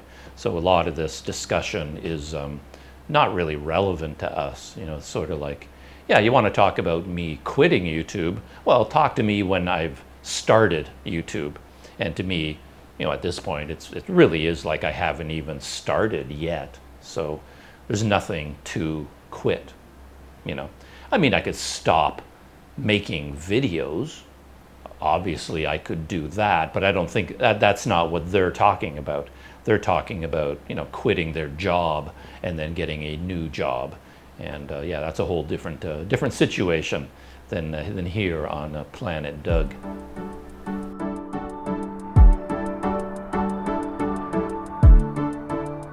Okay, I'm not going to do a deep dive into this video, but since I was talking about it and I'm 18 minutes into the video, you know, I had a couple of thoughts. I thought I would talk about it. I mean, his previous videos, you know, Bald and Bankrupt's videos that I talked about, I was interested in them because I could relate to them in a way. Like when he posted videos from Bangladesh, and I watched them, and I went to Bangladesh myself. So it gave me a way to look at his videos and think about them, the things he did, and how he shoots videos, what he says, compare it to my experience of that place. And the Darien Gap, I've had a long interest in immigrants, legal or illegal, the Darien Gap. You know, Itchy Boots went through the Darien Gap. So when he announced his huge project to, you know, join the Caminantes and go through the Darien Gap, I watched those videos, and I had a lot of criticisms of those videos and the way he talked about that experience. So this one in Pakistan, I don't really have a starting point. I haven't been to Pakistan. I would love to go there. If you put a gun to my head and said, you have to go to a country right now and here's the money to go there, that's where I would go. I would go to Pakistan. I've always wanted to go there. But I haven't been there, so I don't really have anything to compare his experiences to. But since I've watched the video, I've already got some thoughts, because in the opening of the video, he went to what he calls the largest slum in the world. And I can already hear his thought processes, because, you know, these are the kinds of videos he makes. I think of him as one of the superlative YouTubers. Everything has to be a superlative. So when he's going to you know, Karachi in Pakistan, and he's, you know, thinking about where to go, what to shoot videos, okay, he's going to go to the biggest slum in the world. And then he went there. It's a place called, what's the name of it again? I looked it up. It's called Orangi. Orangi is this very large municipality, about 57 square kilometers. And when you read, the original Wikipedia information about it, which I'm sure this is where Bald and Bankrupt went, of course, and it says in here that Orangi is the world's largest slum, and he's like, yes, superlative, the largest slum in the world. So he decided to go there, and that's where his video opens. So of course there's nothing about, there's no lead up, there's no, he doesn't talk about getting a visa for Pakistan, flying into Pakistan, getting from the airport to his hotel, even getting to Orangi. This video just opens, here I am in the world's largest slum. And then he went into his normal song and dance. He can't help himself. He almost every time he restarted the video, he had to say something about how dangerous it was, whether it is or it isn't. It's like, this is known as a very violent place. People tell me, don't go there. It's too dangerous. You will be killed. You will be robbed. And he climbed higher up into this area, up a hillside, and he's like, here they have probably never seen anything like me before in their lives. A white man talking into a camera, I could be robbed. I could be slaughtered. There's violence here. And, he can't help himself. That's the way he talks. That's how he presents his videos. And of course, the video itself is called On Patrol in Pakistan's Most Dangerous Province. So, a lot of this hyperbole, everything is the most dangerous, the biggest, the wildest, the craziest, on and on and on. And none of that is designed to appeal to me, of course. And while I watch one of his videos, I can't help but take a step back, and I start imagining, because, I see a lot of good things in the video, obviously, because he's a very successful YouTuber. People love his videos. They are entertaining. And then I watch that, and I'm a little bit like, it's like, how come my videos aren't entertaining like that? Like, could I do that? But then I very quickly come to the conclusion that, well, I can't even do that anyway.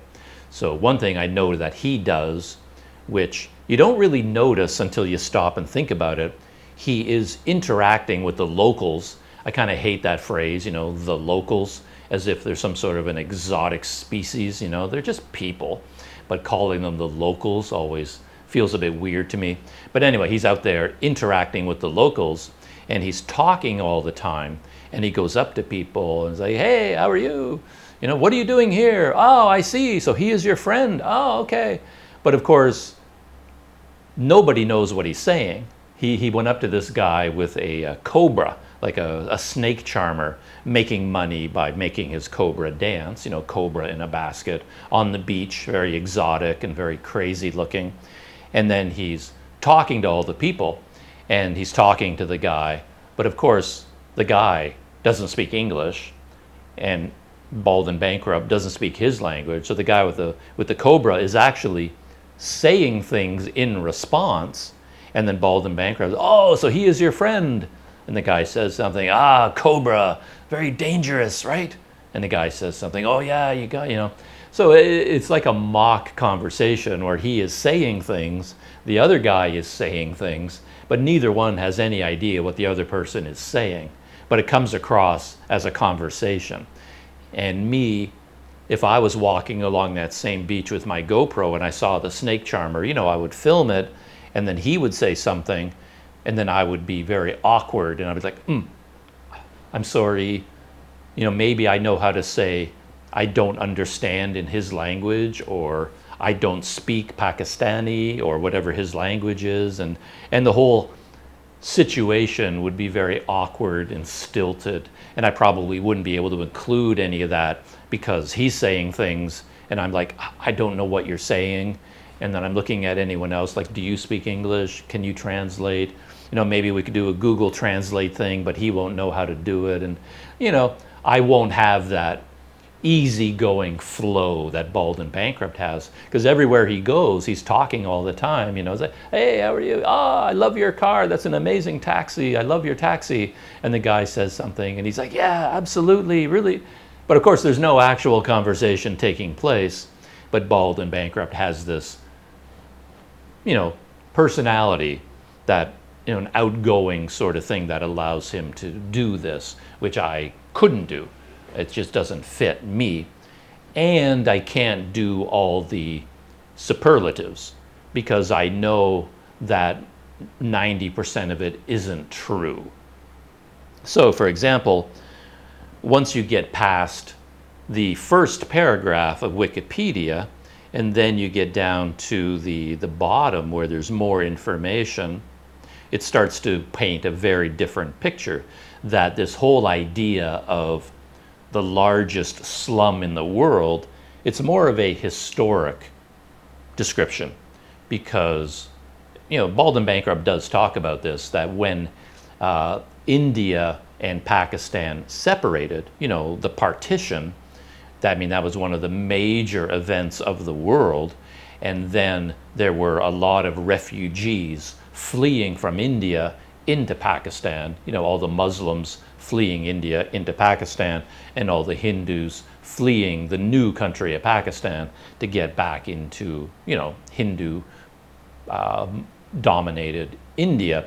So there was a huge refugee population flowing into the big cities of Pakistan, and then the government at that time had all this unoccupied land and put the refugees there. So an unofficial community grew.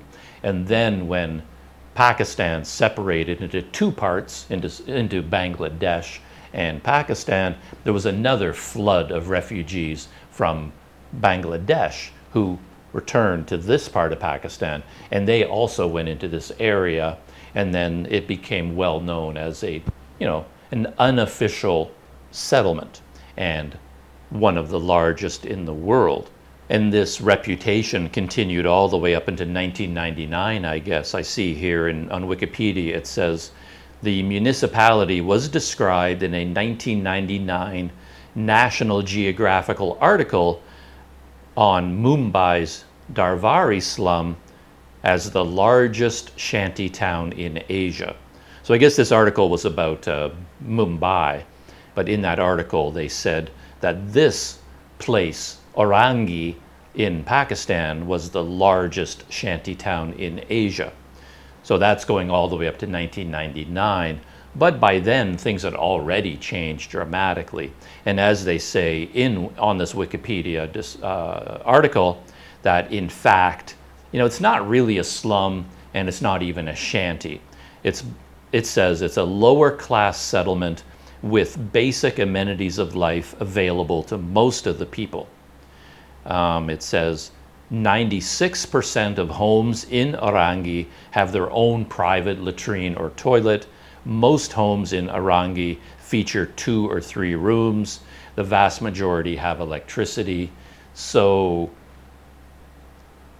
largest slum in the world, take the image that brings up in your mind.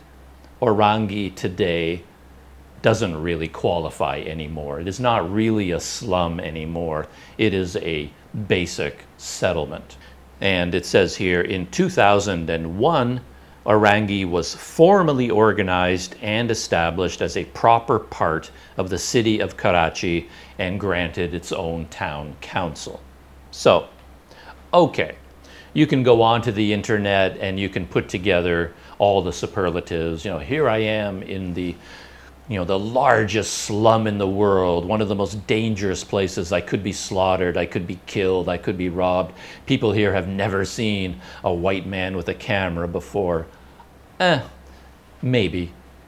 30 years ago, 40 years ago, 50 years ago, whatever, pick your decade. But all those superlatives don't really apply to Orangi anymore today. So, if that's what it takes to make a successful YouTube video, to go to the biggest, most dangerous slum in the world, I can't really do that, because before I go there, I'm going to start doing some reading and then suddenly a whole lot of nuance gets introduced into the topic. And then once nuance is there, well, you're not going to get your superlatives anymore, you know. Anyway, so that's my beginning of Bald and Bankrupt's latest video. It's fun to watch. I'm enjoying watching it, but I'm not sure that I would put a lot of stock in anything he's saying. And then I got to the point in the video where he's beginning a journey to the north. Of course, he's going to the, I don't know what province it is yet, but as he says, he's going to the most dangerous province in Pakistan. So we're going to get a lot more superlatives about how he's going. You know, he could be killed, you know, he's the most dangerous place in the world, and et cetera, et cetera, et cetera. And I'm going to enjoy the video, but I'm also going to be very annoyed at all of the clickbait and the overblown rhetoric that's going to be involved in the whole thing.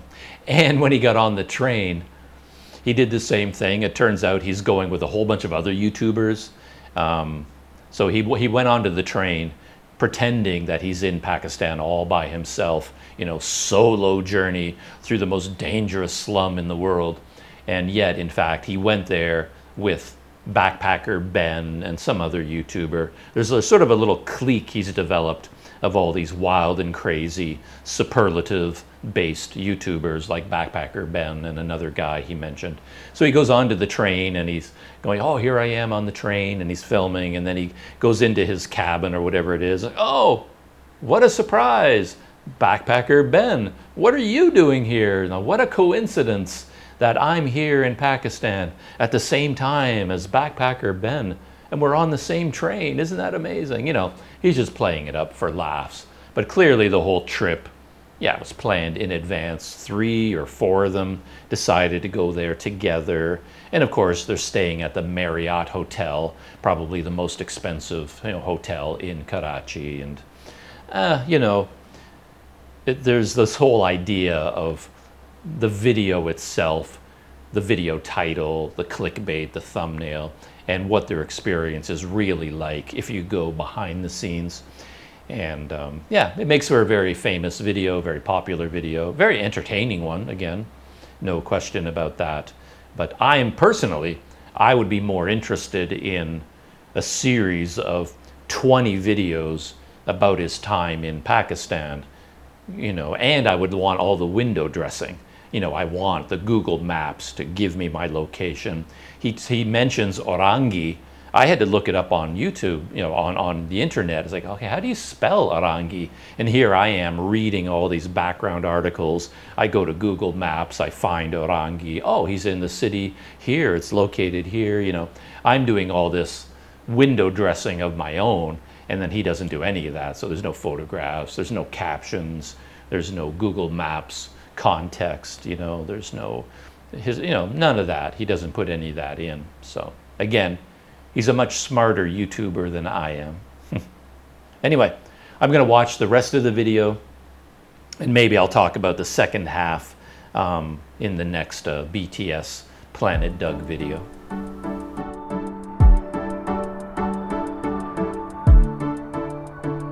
In the past, I've talked about another new genre of YouTube videos that I find personally interesting. I don't know what that says about me, and I don't think it would be of interest to a lot of people. Only a very specific type of person would find these videos interesting.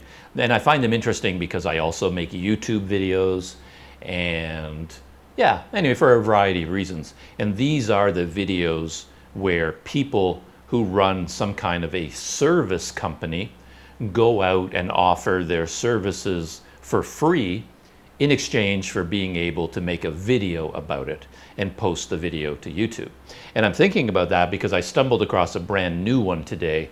I'd never seen this YouTube channel before, and this one is called Flawless Cleaning Services. And the video that showed up was called Surprising My Neighbor While They're Out. Oh, Surprising My Neighbor. While they're out, we get cleaning. And this is kind of a new thing for me because all the other ones I've seen have all been based in the United States. So people who have a lawn care company, they go around the city, and of course they get paid to cut the grass and maintain the lawn and do landscaping and gardening and tree pruning and bush pruning for people. You know, they get paid for their services, but then one day a week they will go out and go into a poor neighborhood and find a house, you know, that's completely overgrown, that nobody is taking care of the lawn anymore, and they knock on the door and say, you know, hey, I noticed your lawn is a bit of a mess, and I'm willing to completely overhaul your property for free, you know, no charge for you. And then they never keep this in the video, but then I assume they then have to get permission, at least verbal permission, and say, okay, I'll do it for free. And then the person always says, oh, sure, oh, that's great, amazing.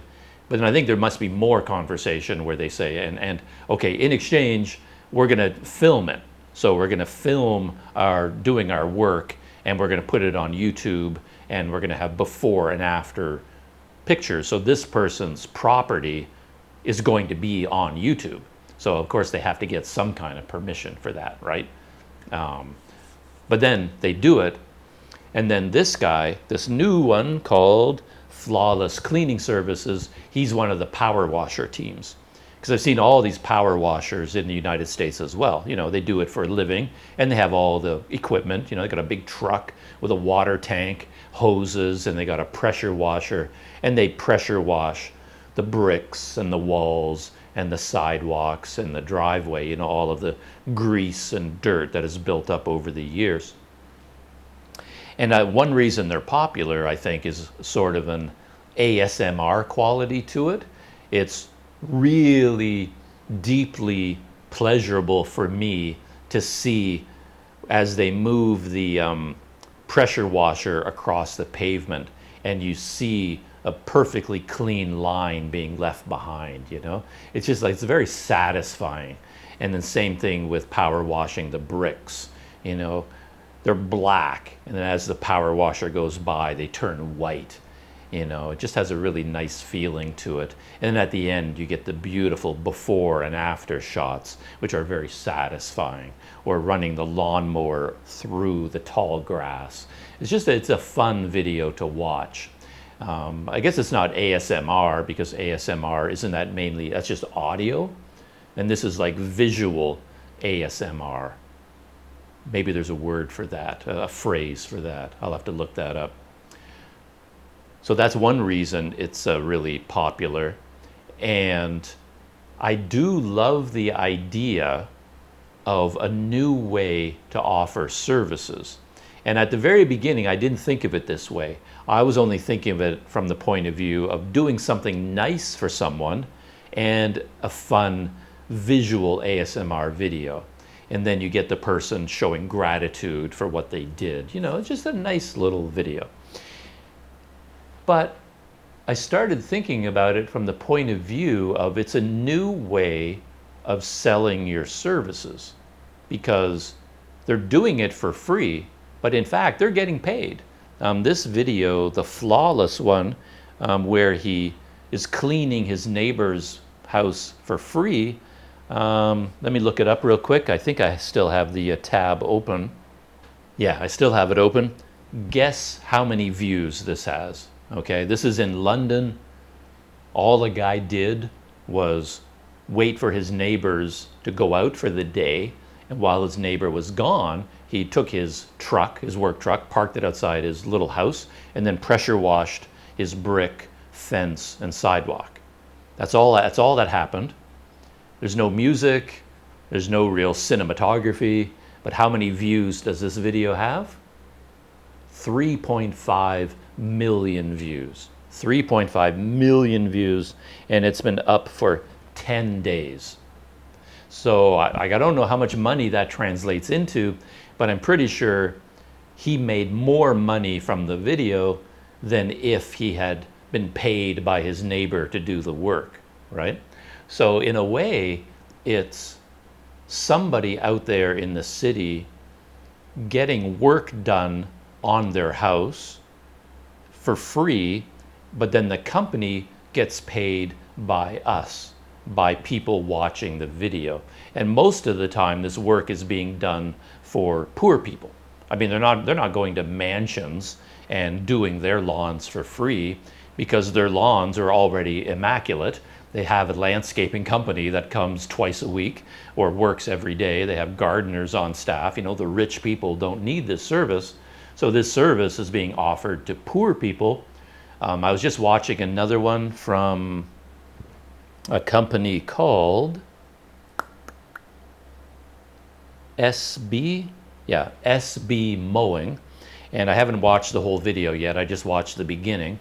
And it's exactly the same situation where SB Mowing, it's in the United States, found a house, like really overgrown lawn, like it had been abandoned. And then he went up to the door, knocked on the door, and a woman, a relatively young woman, we're not talking about somebody in their 80s, you know, that, you know, is confined to a wheelchair or moving with a walker. It was, you know, a relatively young woman who probably could have done the lawn care herself, to be honest. But the woman did say to the man from SB Mowing, "Oh, yeah, thank you very much. Yeah, our lawn is really overgrown." But then she had an excuse for it. She said that, well, this is, I haven't heard this one before. The gas cap on her lawnmower went missing or fell off, and then rain went into the gas tank, and therefore polluted the engine. You know, the engine's filled with gas, but now water got into the gas tank, and now the lawnmower won't start, and she doesn't have enough money to get it repaired or to buy a new lawnmower, and that's her reason that her lawn is terribly overgrown.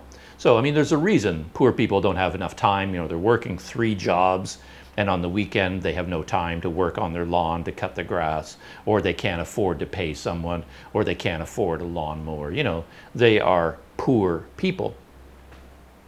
And this guy goes to their house and says, okay, you can't afford to pay me, obviously, but I will do it for free, and from my video I will make $10,000 from people watching the video. So it's like it's not so much a charity, like going out and doing nice things for people. It's actually a new way of making money, where you have a company that provides a service. You can continue to provide your service for people, but they no longer pay you for doing that service. You are paid because you create entertainment out of providing that service, and that entertainment makes more money than the service would have. And I just find that fascinating, absolutely fascinating, because it feels like it's a viable business practice open to everybody. You know, I'd love to see videos like this from everybody, from dentists, from doctors, and I do watch a lot of them. I watch videos from dog groomers, people who work at dog daycare centers, the guys that drive the buses around to pick up all the dogs, to take them to the dog care. You know, if there's a guy out there with a, you know, even the Darien Gap became a business, right? People saw that millions of people were watching Bald and Bankrupt's Darien Gap videos, and CBS and NBC and CNN, they're all sending reporters to go through the Darien Gap and record it on video, and millions of people watch those videos. Well, the migrants themselves, they're no dummies. They've got a smartphone. They picked up on that, and now all these migrants are going through the Darien Gap to go to the United States to, you know, illegally enter the US and find work. You know, they're filming their experiences as illegal migrants, and then they're making money from telling their story on YouTube. So they're making entertainment about their life experiences and turning it into a job, you know. So, I mean, it's pretty incredible. And I keep wondering who else out there could do this, you know. In my wilder moments, I've even thought, me, could I do that? Like, of course, here in Indonesia, in a city like Medan, I have had this thought. I remember when I was in the village near Bukitingi, one thing I noticed that any Westerner is going to notice was the amount of garbage everywhere. Like, you see problems, you pick up on problems, and the two problems I noticed in Sumatra as a whole, particularly around Bukitingi and Padang, was the amount of garbage everywhere because the village did not have a garbage collection service, and how badly animals were treated. I mean, any Westerner like me, we're going to pick up on these two things right away, right? So I was even thinking, I watch all these videos on YouTube, and I thought, you know what? If one day I just woke up in the village and I strapped on my GoPros and then I went around the village, like all the ditches, and just started cleaning up all the garbage. There's one road in the village, for whatever reason, at the side of the road beside a cliff, had turned into a garbage pile. The local people just figured, oh, someone threw a bag of garbage there, well, okay, I'll do it. And then over time, it just became known as the place where you throw your garbage. And then from time to time, somebody sets fire to it. And now you've got this, putrid, toxic garbage pile on fire, clouds of black smoke going up into the sky, because there's a lot of plastic bags in there that are all burning, right? And it just became a normal local, that became their garbage pit. It's like one of the most beautiful places in the whole village. Walking along that road, you're up high on the volcano, and you get this gorgeous view of the rice fields and the valley where Bukitingi is located. It's gorgeous there. And then right behind me, as I'm filming this, there's like a garbage fire going on, right? So I was thinking, a video about me cleaning up all the streets, it would be interesting, and it would get a lot more views than a normal Planet Doug video. And you might even tap into that, perspective of people who will admire you for helping the local people by cleaning up their garbage. You see a lot of that on YouTube as well. There's these classic YouTube videos where people, give away things for free. Mr. Beast started this whole thing, and now you get all these people that post videos. I went in, they go into a coffee shop. It feels like it must be staged to a certain extent. They see someone listening to music on these really cheap earphones, and they go up to them and they cut their earphones with scissors, and the guy's angry. Hey, what did you do? And then they give them a brand new pair of, Apple earbuds or whatever they're called, like a super expensive replacement.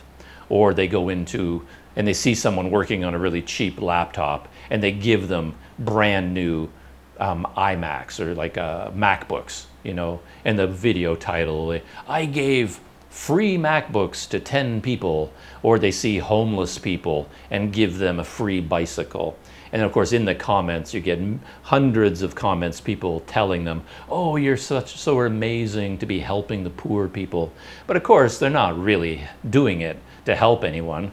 They're doing it because they get hundreds of thousands of views, and the money they make from YouTube pays for the bicycle they're giving away and gives them a lot of money on top of that. So it's actually pretty cynical. And I could never bring myself to do something like that. And of course, it gets more complicated if you are a foreigner overseas, because doing something like that can be seen as an insult to your hosts. I'm staying in the village. The family there and the village as a whole was kind enough to host me, and I really enjoyed living there and experiencing all of the life in the village. But then for me to start going out and I start cleaning up the garbage in the village, it's sort of like a slap in the face. And it's like, oh, the foreigner thinks our village is really dirty and we're doing a bad thing by throwing garbage everywhere. And yeah, I do think that, but at the same time, it's not my place as a foreign visitor, as a guest in their community, to be shoving that in their face. And of course, as an outsider, I don't know the reasons that these things are happening. Like, why isn't there garbage collection? And what's involved? There are a lot of things going on in the background. And as a foreigner in a small village, or even in the city of Medan, you can't really just go out there and start doing things. You're going to start stepping on toes. You're going to be offending people. You're going to be causing all kinds of problems that you're not aware of because you just don't know what's going on in that environment. Anyway, so a lot of these, power washing your driveway for free, cutting your grass for free, all these things that are happening in the United States and Canada or the UK, the people who live in that country are doing it. So then it's justified. If I was back in Canada and I was in my hometown and I saw a problem in my hometown and I go out to fix it voluntarily, that's fine. I think that would be okay. But to do it here in another country where you don't speak the language and you don't understand the local economics and you could be causing all kinds of problems, it's risky. It would be very risky, I think, to do something like that. And it's a little bit insulting at the same time. It's not my place to travel around Sumatra and just talk about all the things that I think are wrong with Sumatra and to make videos. The foreigner came to Sumatra to clean up the beach, right? There's ethical problems with doing something like that.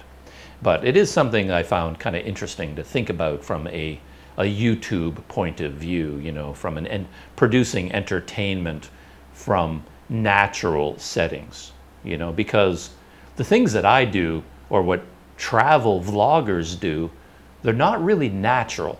They aren't natural things, especially when you get someone who's doing it professionally, like say you're going to, like the Lost Boys, ride their motorcycles all the way across Sumatra. And then the whole idea for them is to create entertaining videos. So they deliberately look for, okay, we have to go here because it's a beautiful waterfall. We have to go here because this is a exotic tribe living in the jungle. We have to go here and because they're having a harvest festival. They're documenting, planning in advance all these things they're going to go experience and witness. But it's not really happening naturally. They're putting together this plan because they're trying to create entertainment. These videos I'm talking about, like say, a guy who drives a garbage truck around a city and collects garbage, he just does that as his job. It's very natural. And then for him to wake up one morning and think, I could make videos about this and somebody in the world is going to find it interesting. That I like. I love that natural approach. And then he can start making videos, mount a camera inside his truck, on the back of his truck, I know guys, I've seen YouTube channels for tow truck drivers who do it. Their job is to drive their tow truck around the city, tow away cars, and of course the owners of those cars get very, very angry, and there's a lot of dramatic moments that happen, and these tow truck drivers have made a lot of money making entertaining videos as they do their work. You know what I mean? So there's so many people doing all of that. And in my case, not to go on for the next 10 hours about this one topic, but I do find it to be an interesting topic. For me, I don't have a pressure washer. I don't have a lawn care company. I don't have any of these services I can provide. To be honest, in terms of my professional life, as limited as it has been, my professional life has consisted of teaching English, writing English, and editing English, and grammar, and spelling, and English idioms and expressions, and TOEIC tests, and that's my world as a professional, if you want to put it in those grandiose terms.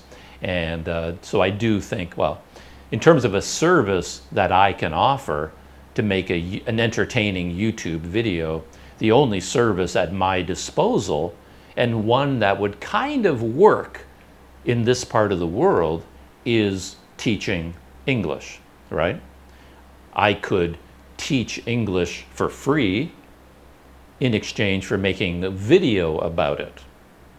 And I was like, it's not a bad idea. It's not a terrible idea. But then the logistics of how that would happen are kind of puzzling, kind of challenging,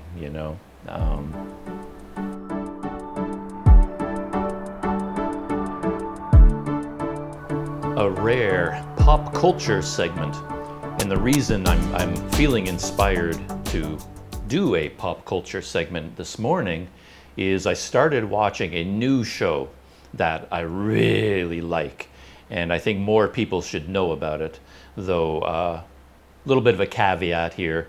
In order to really appreciate this show or to like it, there are a few prerequisites. You have to like animation. You have to love science fiction as well, because it is a animated sci-fi show.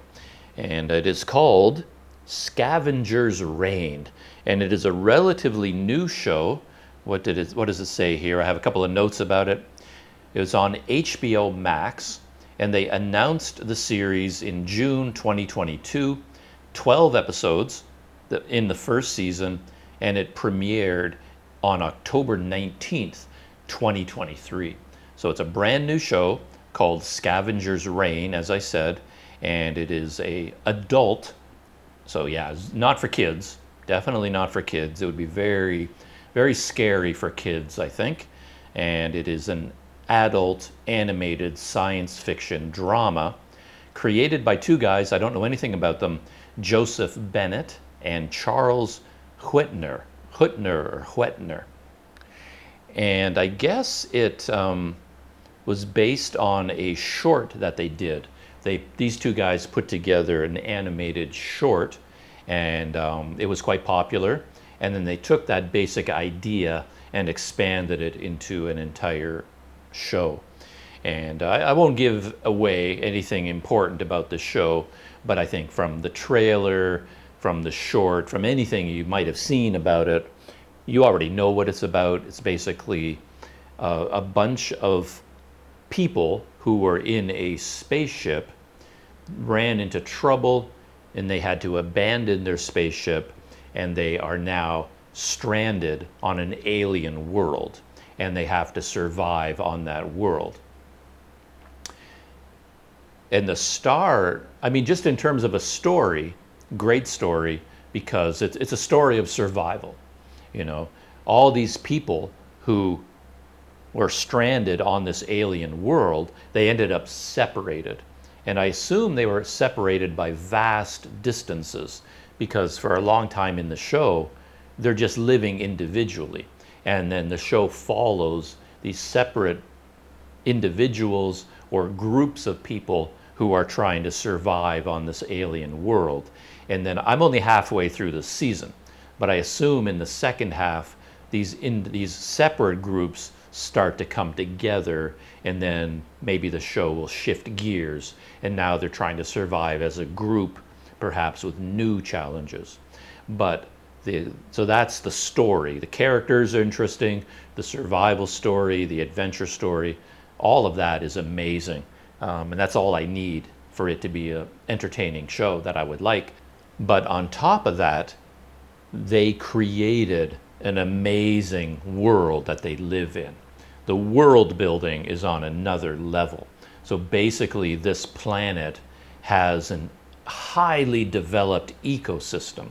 And you can see that the creators of this show, they thought long and hard about this, and they went way out of their way to try and create alien life forms, like animal life forms, that would be unfamiliar to us.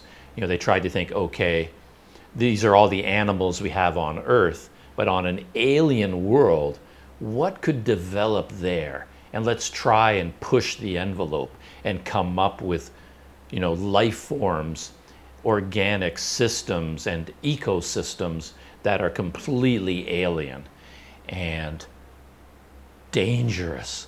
Like, man, oh man, is it scary. Like, there's no like advanced civilization. So we're not talking about Star Trek where every single time, Captain Kirk beams down to a world and talks with other, humanoids that have civilization and technology. We're only talking about animals with some, kind of intelligence there, but there are no advanced technological civilizations, with language as we understand it. So basically, it feels like with humans landing on this alien world that they had to sum it up. This is a line from another movie. I can't think of what movie it is, but they would probably say, everything on this planet has evolved to kill us. Like everything there can kill them in one way or another. In fact, the danger and the horrific ways you can die on this planet are so extreme, it's actually kind of jarring to me to see these humans living there and then even walking around. I would be terrified every minute of the day. I wouldn't, if I had like a space pod, I wouldn't dare go outside. I wouldn't go anywhere because it was such a terrifying planet. So there is this little bit of a weird thing in the show, where these human characters go off on long journeys around this planet, and it feels like every single step they take, they come across another alien life form that's specifically evolved to, rip them apart and otherwise find new and ingenious ways of killing them. So it's pretty crazy. But yeah, really good show, Scavengers Reign, and I'm looking forward to, what happens in the second half of the season. It really makes me think of Miyazaki, the Japanese filmmaker, and his world of animation. I mean, to be honest, there's really nothing in common, but there's a magical, mystical quality to Miyazaki's worlds and the world of Scavengers Reign. And it feels like Scavengers Reign is sort of designed to appeal to me, because I always think about this. I watch a lot of science fiction, and then the more science fiction you watch, the more deeply you think about certain concepts, and one of them is, what would alien life look like? And I remember hearing, I think, a podcast about this recently, and the main idea that they started with was like, okay, just think about the planet Earth and think about the extreme range of life forms. Like if you put humans at one end of the spectrum, and then you put an ant or an octopus or a crayfish. Those are probably not even the most extreme examples. Like just on the planet Earth, we have some of the craziest carbon-based organic life forms you can imagine. And if our one planet can produce such crazy-looking creatures who barely have nothing in relationship to us at all, what must life look like in other galaxies? Like if just our Earth can produce so much variety in organic life forms, now think in terms of the whole universe, travel to another galaxy and a distant planet, what would life look like over there? And in the best science fiction, they come up with life forms that are so different from us that we can't even recognize them as being alive. And is even a hard concept to grasp. And you get a few shows out there, like a movie like Arrival, that is toying with that idea, okay? Aliens came to Earth in their spaceship, and then when we go into the spaceship, they are so alien from us that we can't even communicate, and visually we don't even know what they look like. And they even have a completely different concept of time. They don't even live in the fourth dimension of time the same way that we do. And that's how extreme alien life can be. And Scavengers Reign doesn't go to that level, but they do push the boundaries as much as they can, and yet they still keep it grounded, because they still have to make an entertaining show, and we have to show humans interacting with these other creatures. So they do look like animals for the most part, and unusual animals, and a lot of crazy ecosystems, crazy life cycles. Going from whatever caterpillar to egg to this, evolving over a lot of really interesting approaches to that idea. But yeah, that's something I really liked about Scavengers Reign. So I think I will leave that topic there.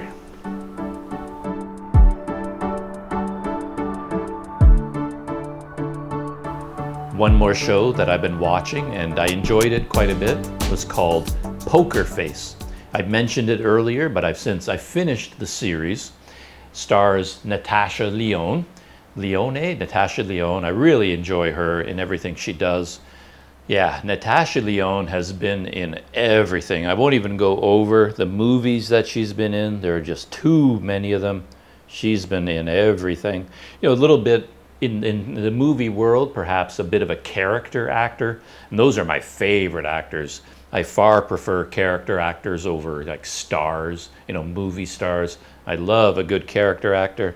But when it comes to television, that's where I know her the best. And the shows that I associate with her the most are Orange is the New Black. She played a big role in Orange is the New Black, which was amazing. And then she did her own show called Russian Doll. And Russian Doll was amazing. It's like one of my favorite shows of the last few years. And now she is also the star of this one. What's it called? It says late in the morning. I'm losing my mind now. I've been talking too much. Poker Face. So she is the star of Poker Face. And it's an interesting concept. I wouldn't put it on the same level as Russian Doll. I think Russian Doll could be a classic. That was a great TV show and very well put together.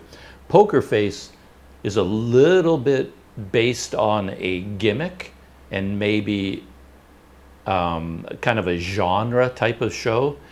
It's very similar to shows like Adventure of the Week show. Like Kung Fu, the old TV show Kung Fu, Kwai Chang Kang. He's wandering around the Wild West of old United States, and then every episode he arrives in a new town, and there's a big problem in that town. Murder, robbery, something terrible happened, and then he gets involved in that situation and defends the people who need defending, and he defeats the bad guys. And then the next week, brand new episode, he walks into a new town, boom, he walks right into another situation where there are bad guys, good guys, and he uses his kung fu skills to help out the good guys. So every episode, The Incredible Hulk, same thing, the old TV series. What are the chances that every week you run into a new person that needs help? So it's based on a gimmick. What's the other word I'm looking for? It's sort of can't think of the word, but it's something that really wouldn't happen in real life. And Poker Face is similar in that Natasha Lyonne's character is moving a lot, and every episode she's in a new place, in a new town, with a new job, and somebody gets murdered. So basically, every episode she solves a murder, right? So what are the chances of that? She's a kind of like a vagabond traveling around, and she keeps getting new jobs, and every time she gets a job in some new place, somebody that she works for or works with or is in the community, somebody gets murdered, and then she has to help solve the murder. So after a while, that happens once. The next town you go to, somebody gets murdered. The next town, somebody, you do that 10 times, and in every single episode, every single town you arrive in, somebody gets murdered. You got to start thinking, man, am I living in a Twilight universe, right? Twilight Zone universe. But so that's kind of you have to accept that this is what happens in her world. And also it's a bit of a weird show because the first episode establishes who she is, and she has an ability, a very special ability, and who she is combines with her ability and her situation that she ends up from that point wandering around the country. And so the first episode is a setup for the season. And yet the setup is almost more interesting than the rest of the season, right? I keep going back to the first episode and thinking, I want to see that story, because there's even something that happens before the first episode that got her to this point. And she tells that story, and I'm so interested in that story that while I was watching the murder episodes, I kept thinking, okay, I'm enjoying these. These are kind of cool, they're fun, but I'm more interested in her origin story. I want to see that story. So I'm almost hoping that they'll go back and shoot season 2, and season 2 will be a prequel and will actually tell that story. But still, it doesn't really matter. The first episode is great, sets her up, really entertaining, and then every episode after that as she solves all the murders. And the whole thing comes around again full circle. So the season is very well structured, very well written. You start here, have all the murders, and then eventually the story comes back around to the beginning, and you get closure on everything that happened. It's a lot of fun. She's great. Love Natasha Lyonne. So lighthearted. Scavengers Reign, is a little bit of a, it's an animated show. It's a cartoon, but it's deep. It's a thoughtful kind of show. May not be for everybody, but if you're looking for something light, you need something to watch over breakfast in the morning, or have some popcorn and watch a fun show. Yeah, I recommend Poker Face. Yeah, very much.